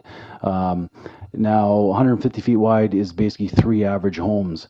So if you were to take, you know, 3 average homes, 50-foot lots in the newer subdivision, or the newer areas, the older homes are 25-foot lots. So to me, having 150 feet is approximately 3 houses. Now, adding 18 people into 3 houses seems a little bit extreme. If you were to take that onto an average street, take 3 houses across the street from yourself, add 18 people into them and 18 vehicles on that 3 houses, to me that's it seems a little extreme. So my question is there any regulation on size right now for apartments? Say, you know, if you had an apartment building, how much property is required for the size of, you know, how many units are in there? We don't have the minimum lot size for multifamily residential developments. Essentially, for apartments, we deal with density, and so we take the gross area and apply density formula to it. And in the RM3, we can have that many units on that size of the property.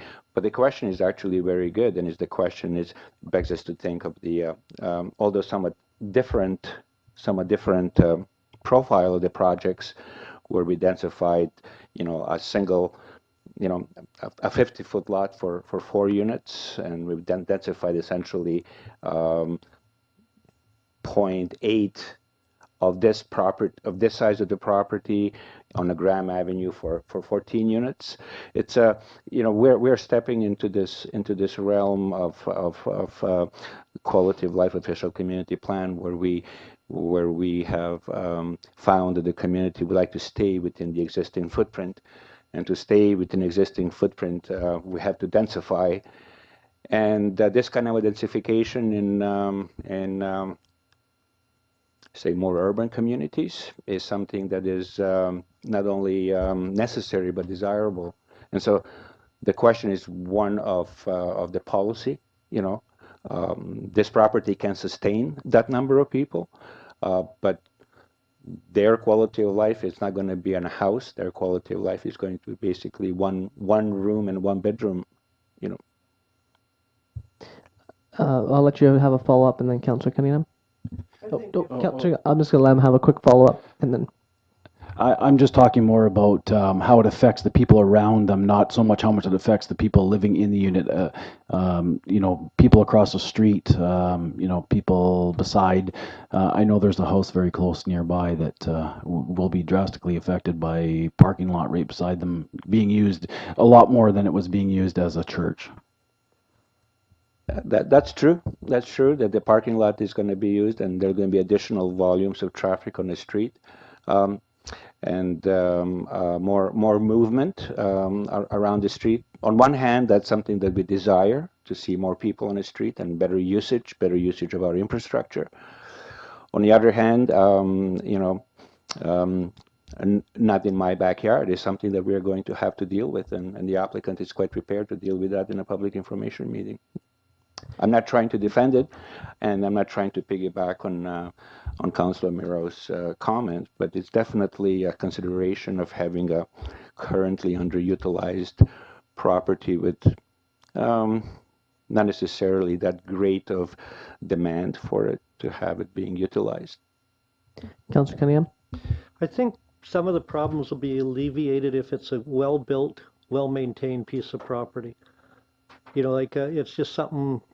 We're just passing the first reading here so we can get at the other process. It's not like we're, there's going to be a public forum and everything else. All these people are going to be able to come out and express their views. I've talked to people on the street that are for it. I've talked to people that are adamantly against it. I've talked to people, well, maybe. So I think if it's well built and well maintained, it shouldn't be a problem down the road running into a slum or anything like that. And there's pros and cons to it, but I think we just get on with passing the first reading and let it go through its process. And Councillor Thorkelson? I'm in favor of densification. I think that we have to look at all different types of densification. What I'd like to ask, where is the place where the city can put in quality requirements? I'm with Councillor Cunningham, right? I think it's a good thing to have apartments on that side of town as well as on the other side of town. I think that would be a great addition. I'm not too sure, whether would turn into seniors housing or just small room apartments later on. But I am concerned about the quality of construction, that we're not putting up something that is a cardboard fire trap that's going to be used by people with work boots up and down stairs, and then it's sold as an undesirable building that basically is closed 10 years later, right? Like that's a scenario I don't want to see. And so where is the place where we can put in those kinds of requirements? Obviously it's not in zoning. Where would it be? But generally, those kind of requirements are within the context of the building code. So to build it to the, you have to build it to the most current standards. And really, other than that, I can, with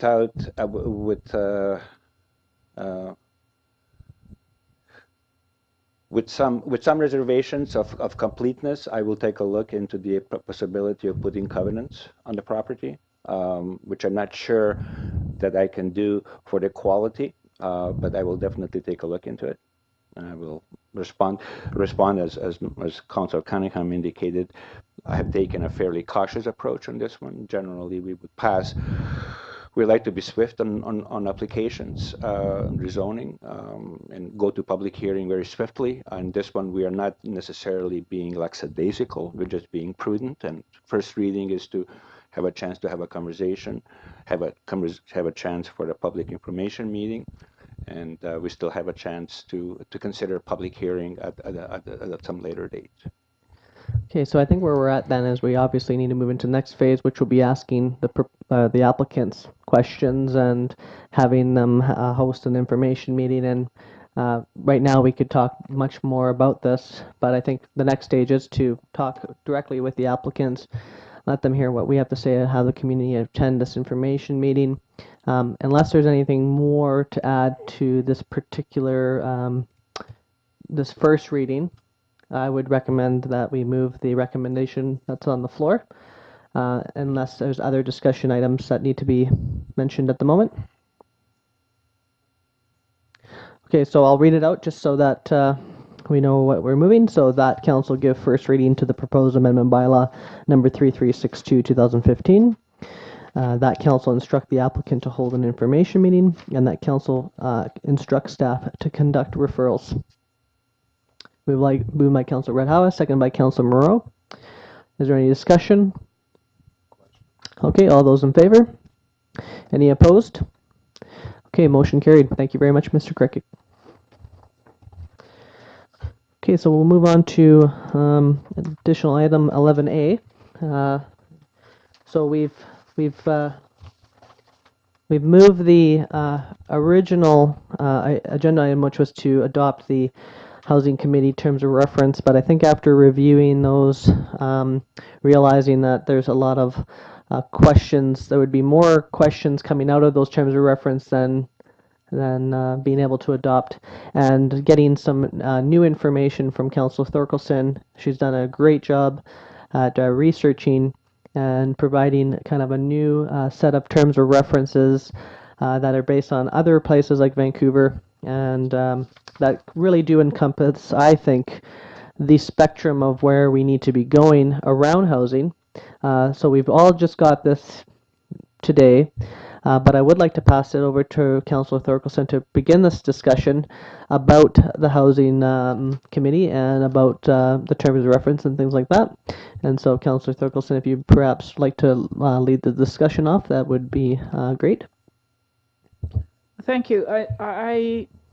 I have two issues that are important to me. One is that we get busy on doing something now.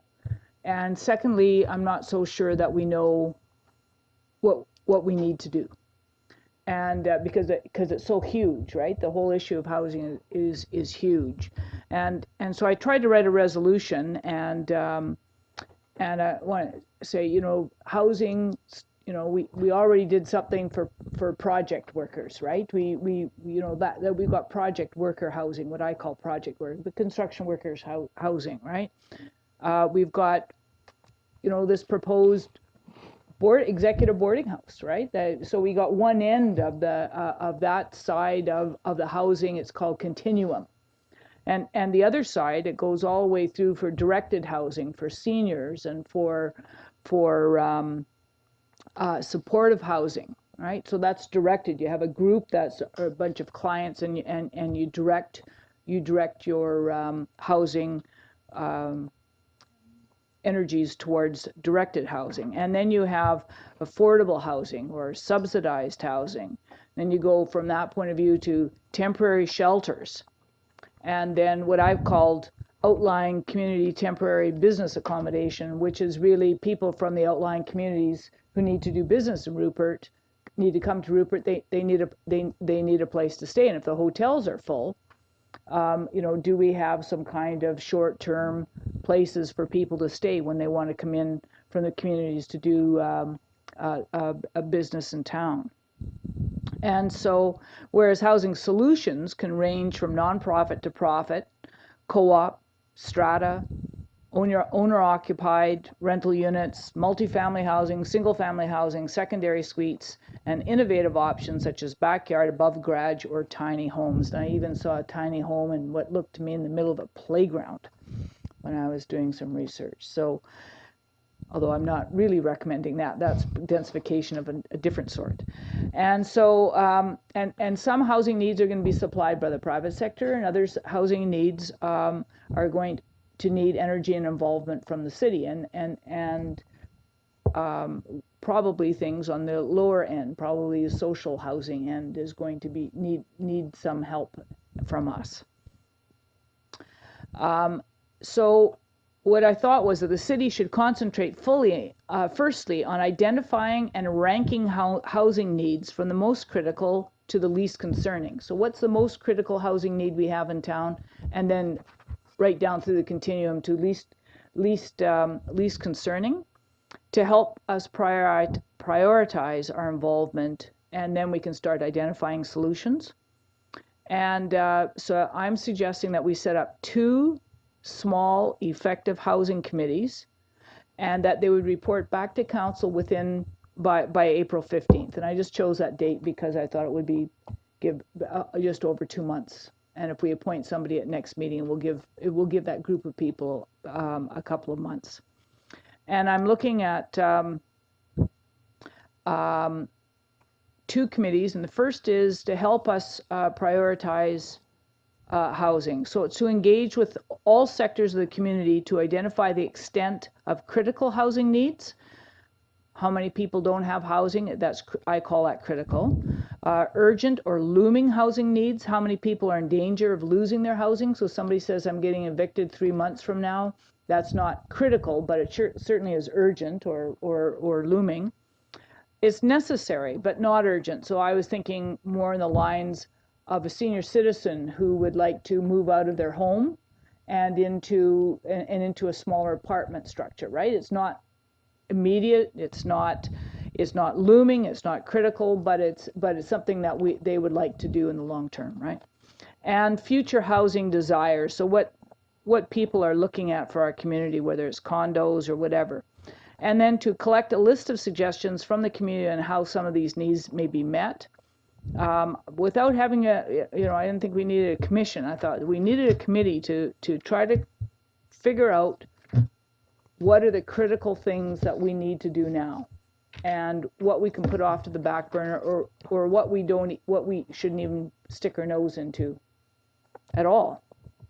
And then a second committee would be the housing, what I've called the Housing Identification Committee. It's too bad Zeno's disappeared, because I was hoping that it would engage with the city planning department, because Zeno's and the planning department have done a lot of work. Mr. Krekic and the planning department have done a lot of work with the housing inventory study, and the community, they had a community engagement process as well.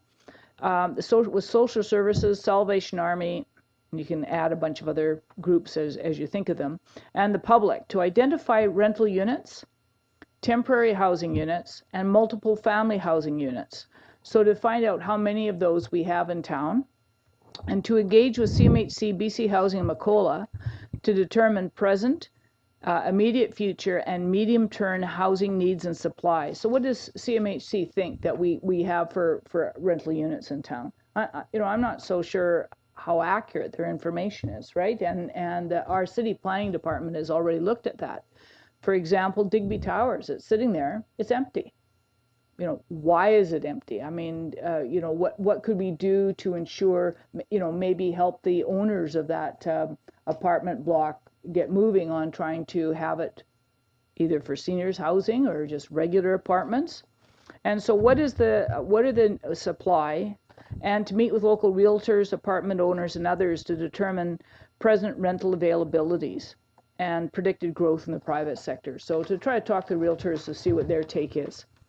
And so I thought that those would be 2 reports that would come from council, one from the side of the people who are in need of housing, and one from the side of the people who are in charge of or have to deal with supplying housing.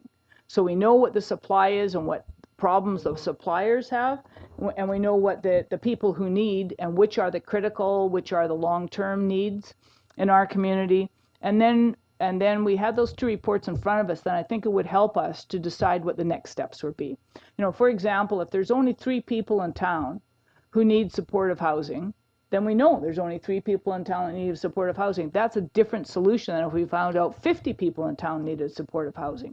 So that's why I was trying to have a look at, of doing that. And then finally, I thought that we should have next meeting, which is supposed to be February 16th. Yeah. Yeah. I know. I thought I was in August. I've been feeling so pressured lately. I've figured out so many meetings with the DFO. I figured it was middle of salmon season or something. So that was supposed to be February 16th, which is I think next Monday. The next meeting is, or no, that's next Monday. 23rd. But that would be next Monday. That we could, in order to make this, move this forward, is by next Monday we would supply a list of people who we contact who are willing to sit on the committee. That and then on the meeting on February 23rd, which is our next council meeting, we'd actually appoint the people. So that we're not, like putting this off and putting this off and putting this off. And then I wanted to know, if the second resolution is that we should get a staff report on housing, because we adopted this resolution. This was on September 29th, 2014. That council adopted this resolution, and what it was a report that was given to us by the city planner on things, and we added a few things in there that council wanted to see. So I thought maybe we should just get an update, because maybe some of the questions can be answered by staff. So that is an explanation of I'm not upset if anybody wants to change it, but what I'm trying to do is get things going and answer some questions. That's all. I'd just like to interject, because this is great, because I've been meeting with Urban Systems and Mr. Krekik around this whole process of major projects planning, and there's been some amazing moving forward pieces that they've been doing. They also have, they're at this process of beginning this policy development for us as well. So the fact that you've kind of linked a lot of these things that are kind of floating around into this is perfect. It's actually bringing it into a lot of different areas. So we are actually, the email will be sent tomorrow probably to you guys, but we're going to do a workshop with Mr. Krekik and Urban Systems all together to look at the new system that we've been implementing, the digital system that has all our housing inventory, on the 24th, I believe, but the email will be sent tomorrow because they're just available only in that week. And that will kind of help council go through the entire staff piece of this, because staff will need to be involved with this to educate the committees as well as where we're at. So this is great, Councillor Thorkelson. I guess my only recommendation now is I like your timeline. It's definitely boom, let's do it. I just think that maybe what we should do is rather than having we just got this today, so I was thinking maybe if we could have some time to review this, and then for the February 23rd meeting, we could have this kind of formally adopted after review, if there's any changes we want to make, as well as that we could also bring the committee names to that time as well, and have this on the agenda to adopt as a terms of reference, and have committee members lined up for that meeting. I don't know if Monday we'll have ready for that, but I think that we could have all this ready for the next council meeting.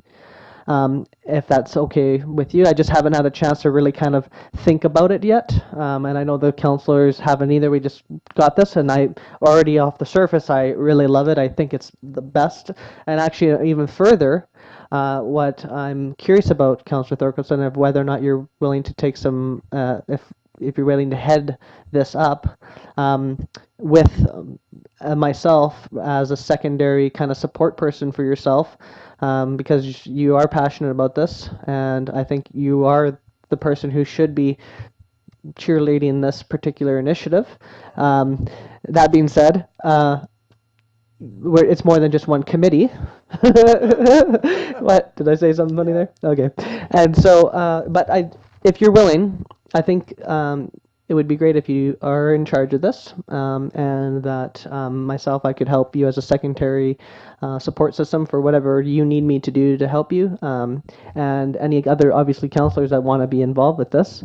But I just think that you've taken this initiative. It's completely concrete. It's put everything into a nice framework, which has been missing, and yeah, so if you're willing to try to share this on, or take this on as the primary person, with myself supporting you, and then I'm sure other councillors as well. But I just thought I'd run that by you, what your thoughts about that is. Well, I think I mean I would be pleased and I would prefer to work on the housing prioritization committee. Okay. I feel comfortable with engaging with the people that I see wandering through the Union Hall all the time who are in real desperate need of housing, and I feel very comfortable in dealing with trying to get something going with them. And I'd like to work with the committee on that, because it's not just that, it's seniors' needs, it's a need of youth. Like, I'm really intrigued by those young people who want to do those tiny houses. It's just intriguing to me, and I'd like to talk to them. So I find that absolutely this thing I really would like to get my teeth into. The Housing Identification Committee, I think that's a very, very important piece, and but I would rather if I had my druthers, I'd rather be on the Housing Prioritization Committee. I wrote the word, you'd think I'd be able to say it, and instead of the Housing Identification Committee. And I think that's fine. As long, all my concern with this as passing this is that we try to get people appointed on the 23rd. Right. I don't really care if it's amended or whatever we do with that. I just want to get things rolling. Okay.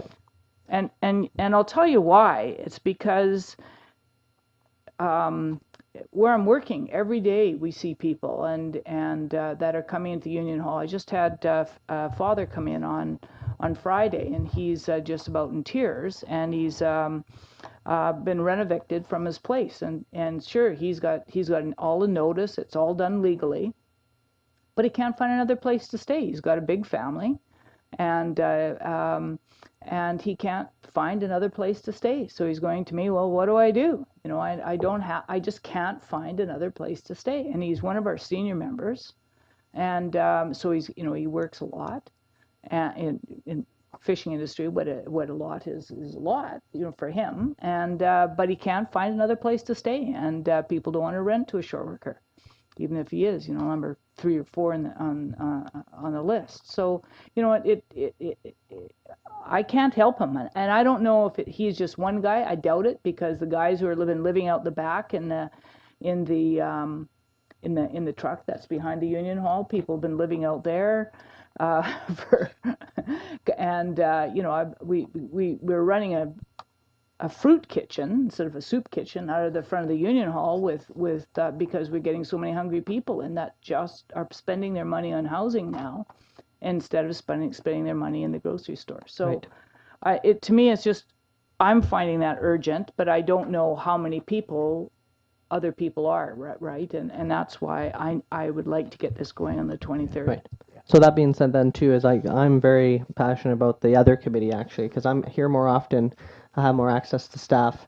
I would prefer to take that one on, unless there's another councillor that's wishing to, looking over at you, Councillor Cunningham, but I'm sure you got enough committees to deal with. I was actually going to suggest Blair Moreau chair the other committee, and I would assist him with it. Well then, is that something you, you go ahead, The one thing I'd just like to state is I think we all have the same end goal here, which is to encourage a greater diversity of housing options for everyone here in Prince Rupert. I think that I kind of disagree slightly on how to get there.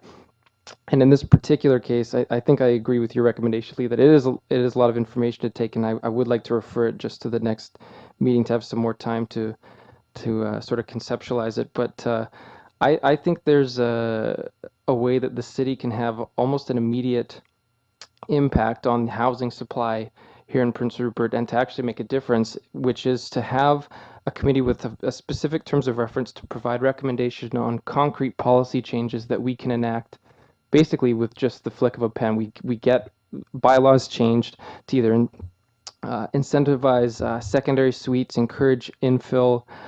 We could even look at leasing land for $1 a year type of thing to some of these different housing nonprofits. We can do a fast track approval processes for projects like we just had that zoning amendment. We could do fast track approval processes for projects with an affordable housing component. We could waive development fees for projects with an affordable housing component. I think there's so many tangible, concrete ways that we can use our power in policy to enact really concrete changes really quickly. And I think that's best pursued with a really specific terms of reference with one committee to just provide us with those particular policy changes that have been enacted in other jurisdictions with great success. Can I quickly speak to that? So that being said, so there's the two elements here is that we have Urban Systems and Zeno already working at this, and these people have been able to identify our entire housing need. Now, for them, it would be very quick for them to be able to supply us with policy. So we might be able to get a committee together, for example, of people who aren't planners, who will take some time to try to figure it out, or we just have the people that are available now and they can actually supply us with those. So I think that's already happening. I do agree with you. So the other issue here then is us engaging the public in this issue and bringing them into these committees so that they're also a part of the process, so that we're not just saying, here's our policies, right? And so I think that's kind of the dual role we need to take on here, is that we also, like, the planners have a certain perspective, they can help us with those, and it's going to be much quicker for them to do it because that's their job, right?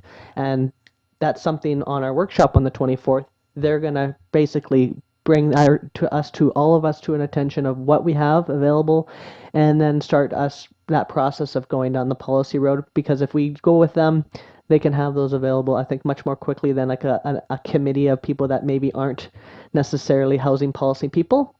That being said, I think where this is at now is that we all, I think, are at a place where we would like to have some time to look this over.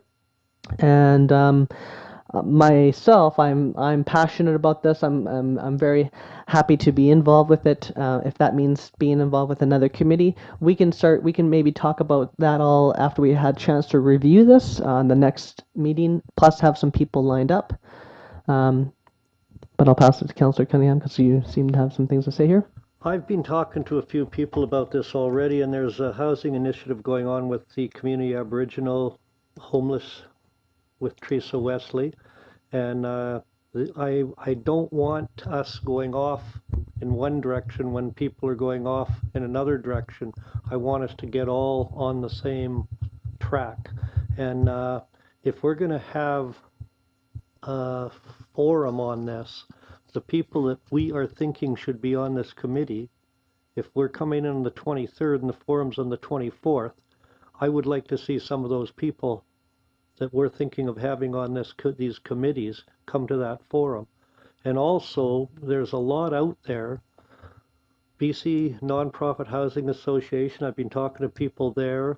You can put on a housing forum. CMHC has a affordable housing program, and they will assist on putting it on. The port right now is talking about handing out grants. We could possibly get staff to draft a letter to put on a housing forum with that. They're looking for situations or forums that affect the whole community, and there's no other forum out there than housing that doesn't affect this community in every corner of it. So I really think that if we engage that, get a housing forum going, have the one you're talking about, but make sure some of these other people that are already working on housing initiatives are involved in this, so we're all in this together and know what the hell we're doing, rather than all running around and putting energy in different fields. It might work very well. Right. But I would like to see, if we're going to have a housing forum on the 24th, that these people that we're talking about putting on this are informed long before the 23rd, that the potential's there, that we might need you to come to a housing forum, and most of them are very professional people and at least need more than 12 hours notice. Okay, so just let me clarify then. This isn't a housing forum that we're putting on the 24th. It's a workshop for council with our staff and Urban Systems, so that we know where we're at internally with Councillor Thorkelson's number 2 here, where staff report on housing, all of those recommendations, basically the densification, camp locations, all of that stuff is kind of actually already there now. And so us as a council are going to do a workshop with our planner and the Urban Systems people so that we can take a look at what's being done, so that we know first what's happening. That would be, I think, a next step. But I think that the framework here that Councillor Thorkelson has laid out is going to actually enable us all moving forward in the same direction. And the difference is that this time the city's actually leading this and bringing everybody together and being proactive in actually bringing these stakeholders into a cohesive sort of framework. The timeline is aggressive, which is great, which gives us incentive to move the energy forward. And we can discuss the timeline and things like that at the next meeting, and so we can have some time to look at this. So, I agree with you on that. So in terms of who's going to do what yet, I don't think we're yet there, but I do think then my recommendation would be to that we would table this to the next meeting, and that so that council has a chance to review it and ask some questions to each other and things like that. And then at the next meeting, we can have some names, some recommendations or amendments that we'd like to see for this terms of reference, and then move forward from that piece. Does that sound something that we could agree to at the moment? Does that, Councillor Niche? Just a side note to that too is we were told in December by staff that we would be having the housing study would be putting forward to us in January, I believe, and I haven't received anything yet. And I've really been waiting for this housing stock study, and I'm just kind of curious to when that is coming out. It's actually available now, isn't that correct, Ms. Baumann? Okay, Councillor Thorkelson. I don't know which housing study is talking about, but there was one done that was done last fall, and it's on the and the best place to look for it, Wade, is Councillor Niche, is on the city site website, and if you go to planning and land use, you can find it there. It's under the business site and planning and land use, and what it does is it shows a map of Prince Rupert, and it shows all the housing stock, how good it is, right? Like dilapidated, really good, terrible, should be torn down, that kind of thing. And then there's another one that shows you where apartments are located, like the zoning, like where presently apartments are located and where single family houses are located, that kind of thing. And then there's another one, there's about four different maps on there, and every house has a dot on it. And so that's sort of the start of the housing inventory. And there was 2 reports. There's one report and a PowerPoint and a community symposium discussion, or community, I don't know what it was called, but it was a community focus group discussion where they got 4 different groups together, and they had a discussion on what was important in the community for housing and what people thought the housing needs were. So that's right on that business site.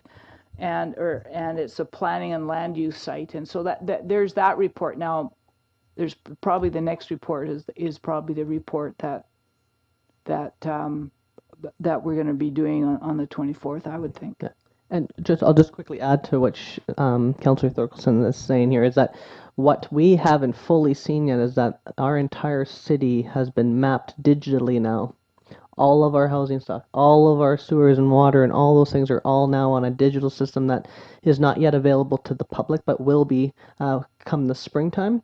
So we have that's what Urban Systems has been contracted to do, is to take all of this information and put it digitally, so we can apply a filter. We can say, what is city-owned land, what is not city-owned land, what is private, what is provincial, what houses are available, what lots are available, and you just click, hit run, and it shows you on the map.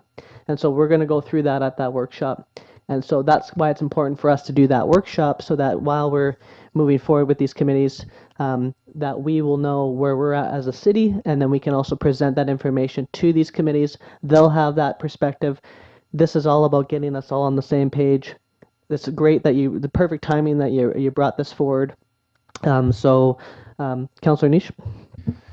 I'm just talking more about what's available for sale for development, is for building new houses or apartments or whatever it may be. That's kind of where I was looking at the study that I thought was supposed to be released. I believe that also that is on there as well. Yeah, okay. All under the planning section, for planning on major projects.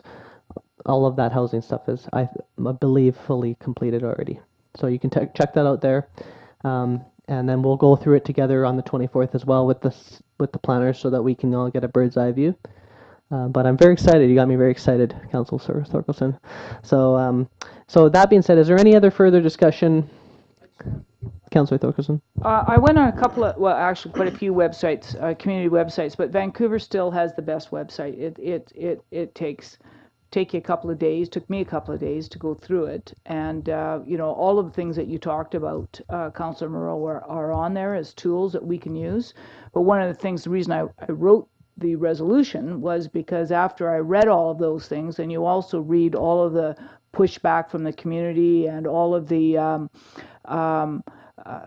they found that there was uptake by certain groups, and certain groups are covered and other groups weren't covered. And, you know, so what are they going to do with it? Vancouver was a single residential, you know, downtown flop houses, right? Where you have single residential units. How are you going to fix those up? Those are some specific problems that they as a community have to deal with. You know, and I think we'll find that we might have specific projects that we have to deal with it. So we can allow an area for try to deal with affordable housing by permitting densification. That's an easy one to do. But if there's no take-up, there's no take-up. And that's part of the problem is getting take-up, even if you do have policy. So how do you, what other policies can you use? And that Vancouver site is really interesting. There's a whole pile of reports done that are really, really interesting from a political standpoint as well as a how-do-it standpoint. But mainly I learned from that is if you don't know what you have and you don't know who your clients are, and what their needs are, then you can really have a mismatch. And that was one of the main things I learned, and that's why I tried to do it this way, to find out what we got and what we need, and then we can move to try to move that together and see whose responsibility it is. Great. Any other discussion? So I think then the recommendation would be to table these terms of reference, Councillor Thorkelson's submission, to table it to the next meeting for adoption, so that council can have this time to review it. In addition, to have some names provided that can be appointed to the committees. Does that sound okay? Okay, so any movers? Moved by Councillor Kinney, second by Councillor Niche. Any discussion? Okay, all those in favor? Any opposed? Okay, motion's carried. So, reports, questions, and inquiries from members of council. Is there any reports available? Councillor Cunningham. I've got a concern about Westbrook parking. Oh, yeah. I've got a concern about Westbrook parking again. Last year, I thought we had it straightened out. You have a 2-hour grace period in the Atlan parking lot, and usually during the winter, they don't even enforce the parking there. And yet, anyone going down to Westbrook, fisherman running down to check his boat, doesn't get even a 10-minute grace period, and he's getting ticketed for it. And last year, we didn't pass a resolution or anything. We just decided that we weren't going to have the bylaw officer enforce parking down at Westbrook. The new bylaw officer is now going down there and ticketing people, and it's sometimes just people running down to check their boat for half an hour and coming back and they got a ticket. I don't think it's fair that one parking lot a kilometer away is basically free and the next one has to pay, especially when it's guys that are only running down and checking their boats. Yeah, they might stop and BS for a while with somebody, but they're getting penalized for that.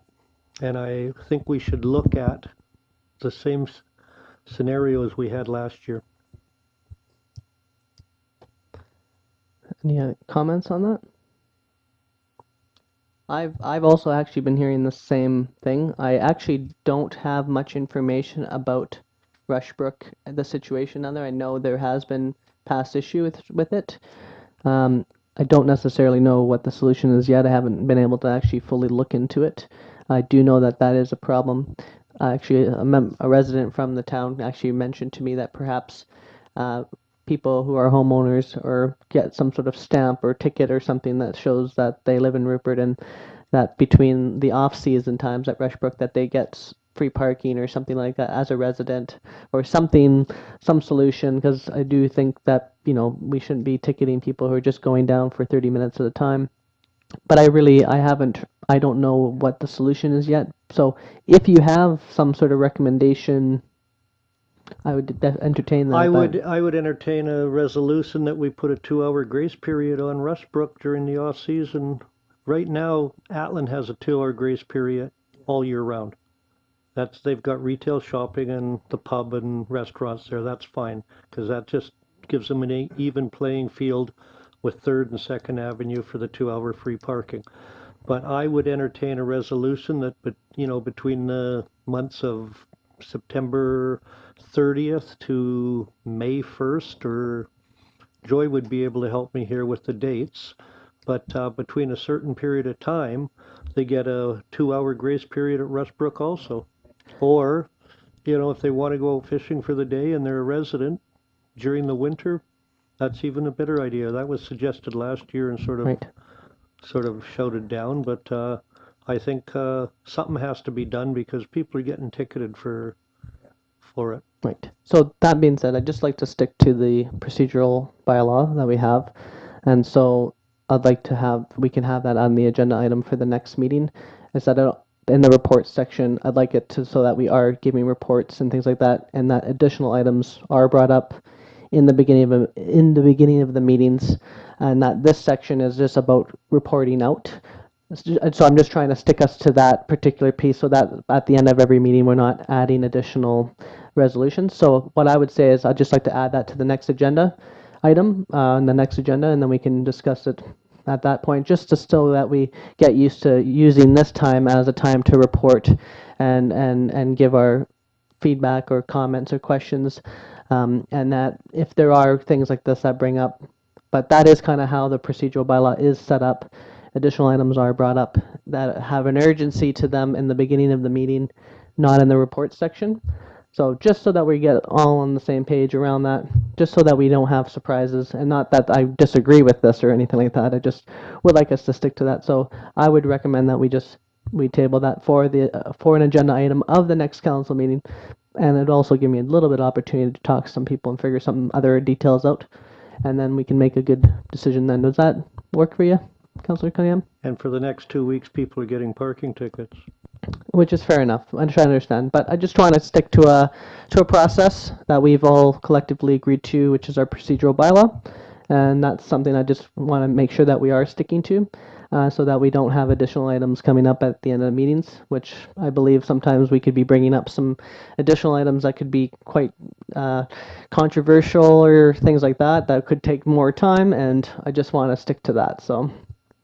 Well, we've traditionally used this reports, questions, inquiries from members of council to bring forth inquiries, reports, or questions from the public that we've heard during the last 2 weeks. And from those questions and reports, sometimes resolutions do come from them. And sometimes, and this is the way we've done business in the past, if there's a procedural bylaw, maybe we should change it, because some stuff has to be addressed when we're talking about it. This is a hardship on people that can't afford it, some of them. And, last time we just instructed the bylaw officer to give them a little bit of slack. Maybe you can do that for the next 2 weeks too. And that's no problem. And yeah, we should look at the procedural bylaws together. I do agree. And I made sure to really go through it because I do want to stick to those things so that we are all on the same page and that we aren't adding a bunch of things at the end of meetings. And because it does say that anything that's an urgency can be brought up as an additional item, but usually it's to be brought up before council meetings on the agenda on the Wednesdays. So it's not to penalize or anything like that. It's just if we do need to say, look, we want to talk about extra things, I have no problem mentioning that. But I just wanted to stay true to that at the moment, not to be a stickler. So if that's okay, I'd like to move that to the next agenda item, and then have that be a resolution that we can talk about there. Because I'd like to actually figure out a permanent solution to that situation, not just don't actually, don't ticket people. I think there's something else going on down there that maybe we need to look at. So that could be a part of the discussion as well. And I need some time to know a little bit more of the Rushbrook history. So. So I will add that to the next agenda on your behalf. Okay, any other reports? Councillor Thorkelson? Yeah, it's not a report, and I do think that we should have a look at. I think we do need to have a look at the procedural bylaw if that's what your ruling is on the procedural bylaw, because this is supposed to be council's free time, including yours, and staff puts together the agenda. We receive the agenda, we can amend the agenda at the beginning of the meeting, but amending the agenda at the beginning of the meeting doesn't do much for what your problem was, that I perceive your problem to be, is that you don't know enough about it, and nobody else on council knows enough about it to make a salient motion on the subject of Rushbrook. And I don't see any problem with deferring that to the next meeting. But what I do see as a problem is when people want to talk about things that are important to them, issues that have come up that they want to raise at this meeting. They don't want to wait and put it on the agenda of the next meeting, or somebody makes a report, somebody else sees something coming out of it that they think they need to have a motion. I don't think we want to restrict that time to do that. Lots of times, we might want to pass a motion like we did last time to send condolences to somebody. That's a motion that can be passed. Nobody doesn't need to be researched, right? We just send the condolences. That's one motion, but something like this might take more research, and we can wait, or we can direct staff lots of times out of it, that staff gets a direction to come up with a solution to bring to the next meeting. That's also how to get around doing things at the spur of the moment on something that might be a more complex issue. But I'm just concerned that we don't restrict ourselves, so we don't feel that we're unable to bring up something that is important to us, even if it does involve a discussion. I mean, we only meet once every 2 weeks, and some things might be important to us today and not important to us 2 weeks from now. And so that's all I wanted to say on that subject. To me, though, I am quite passionate about it, because it is a chance for yourself as well. But you have an item on here, which is the mayor's report, right? And where we don't have a council report. This is where we get to put our 2 cents worth in without it having to be scripted. So anyway, so that's my 2 cents worth on that. And what I did want to say is that we've had a meeting with the Fisheries Department, all of us in the Integrated Harvest Planning Committee. And there's going to be a large run of skeena sockeye this year, which is good news for our community, and a large run of pink salmon, which is also good news for our community.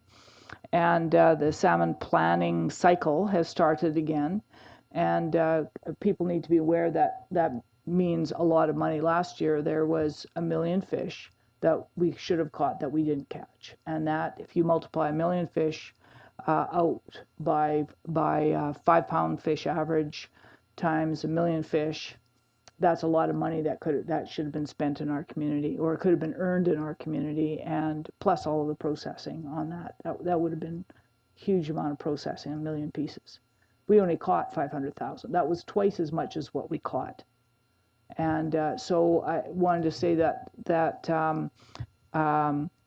it might be something later on that council wants to ask Fisheries Department to come and make a presentation and talk about economic impacts in our community. We might want to have a discussion with them. In 2006, the fishing fleet was cut by 10%. Their catches were cut by 10%. In 2009, they were cut by a further 50%. And the department is now talking about moving the other way. They're talking about allowing the fishing community to commercial fish harvesters to catch more fish. But the more fish is going to have to be shared with inland fisheries, although a lot of that may come down here for us to process. But we should be involved in that discussion because of the impacts in our community. We still have lots of people who make their living on commercial fishing, and downtown is always is aware when it's a good year as opposed to a bad year. So I want to just put that on everybody's agenda because it should be a good year this year with a lot of fish coming in. What it is that the department has to be urged to permit a higher harvest rate than we have had since they cut us in 2009. Thanks. Councillor Moreau. Yeah, thank you, Mr. Mayor. I'd just like to add to Councillor Thorkelson's comments on the procedural bylaw. I think it's well worth our time as a council to take a look at it and kind of modernize to this new team here. I know there's a lot of just intricacies that we all need to be aware of, and I think working together as a team to update that procedural bylaw to reflect how we want to do business is crucially important. And the one thing that I'd like to add in that is just the way that we set our agenda. I think that's a crucially important part of the process is, we're elected to be the agenda setters and set the strategic direction of the city. And I think that's well worth our time to spend on updating that procedural bylaw. Yeah, I just want to add to that. I'm not here limiting anybody's chance to actually make a report. You gave a nice report there, Councillor Thorkelson. That's great. And I'm literally just following what the rules I've inherited are as chair, which state literally in the procedural bylaw that unless the matter is urgent, it is to be added to the agenda beforehand. And if it's urgent, then you are to place that item at the beginning of the meeting in additional items, not under reports, questions, and inquiries, because that section is meant for specifically that. So this is just technical stuff. I'm just following what has been in front of me. I want to make sure that I'm up to date with the actual code of how we operate. But that doesn't mean I am absolutely tied to that. I think that was adopted in 2005. So that was a previous council's procedure. I really don't mind if you have things like that to say, to be honest with you. If we have something that just pops in your mind, you didn't think to put it on before, and if it's something that we can easily pass, like a resolution to send a letter, which we did, by the way, I handcrafted that letter myself, things like that, no problem. But I just really want to emphasize that I'm not here at all limiting anybody's ability to speak or to provide a report. I just following what the guidelines that we are governed by, which we have the ability to change. And I think we should take a look at those. We do have a strategic planning session coming up right in the beginning of March, so it's something we can talk about there as well. So just want everyone to know that that there's no limiting at all of speech or anything like that. So just want to overly clarify that particular piece. So are there other reports? Councillor Rithawa. Yeah. Thank you, Mr. Mayor. Just only thing, the welcome sign by BC Ferry side. Yes, right. It's broken and they don't give good impression for tourists. So I think it should be fixed or replaced before summer season starts. Right. Ms. Bauman, could you direct staff to look at that? I have gotten complaints about that as well. Thanks for that. Other reports? Okay, then I would entertain a motion to adjourn. Moved by Councillor Kinney, second by Councillor Cunningham. Any discussion? All those in favor? Any opposed? Motion carried. Meeting adjourned.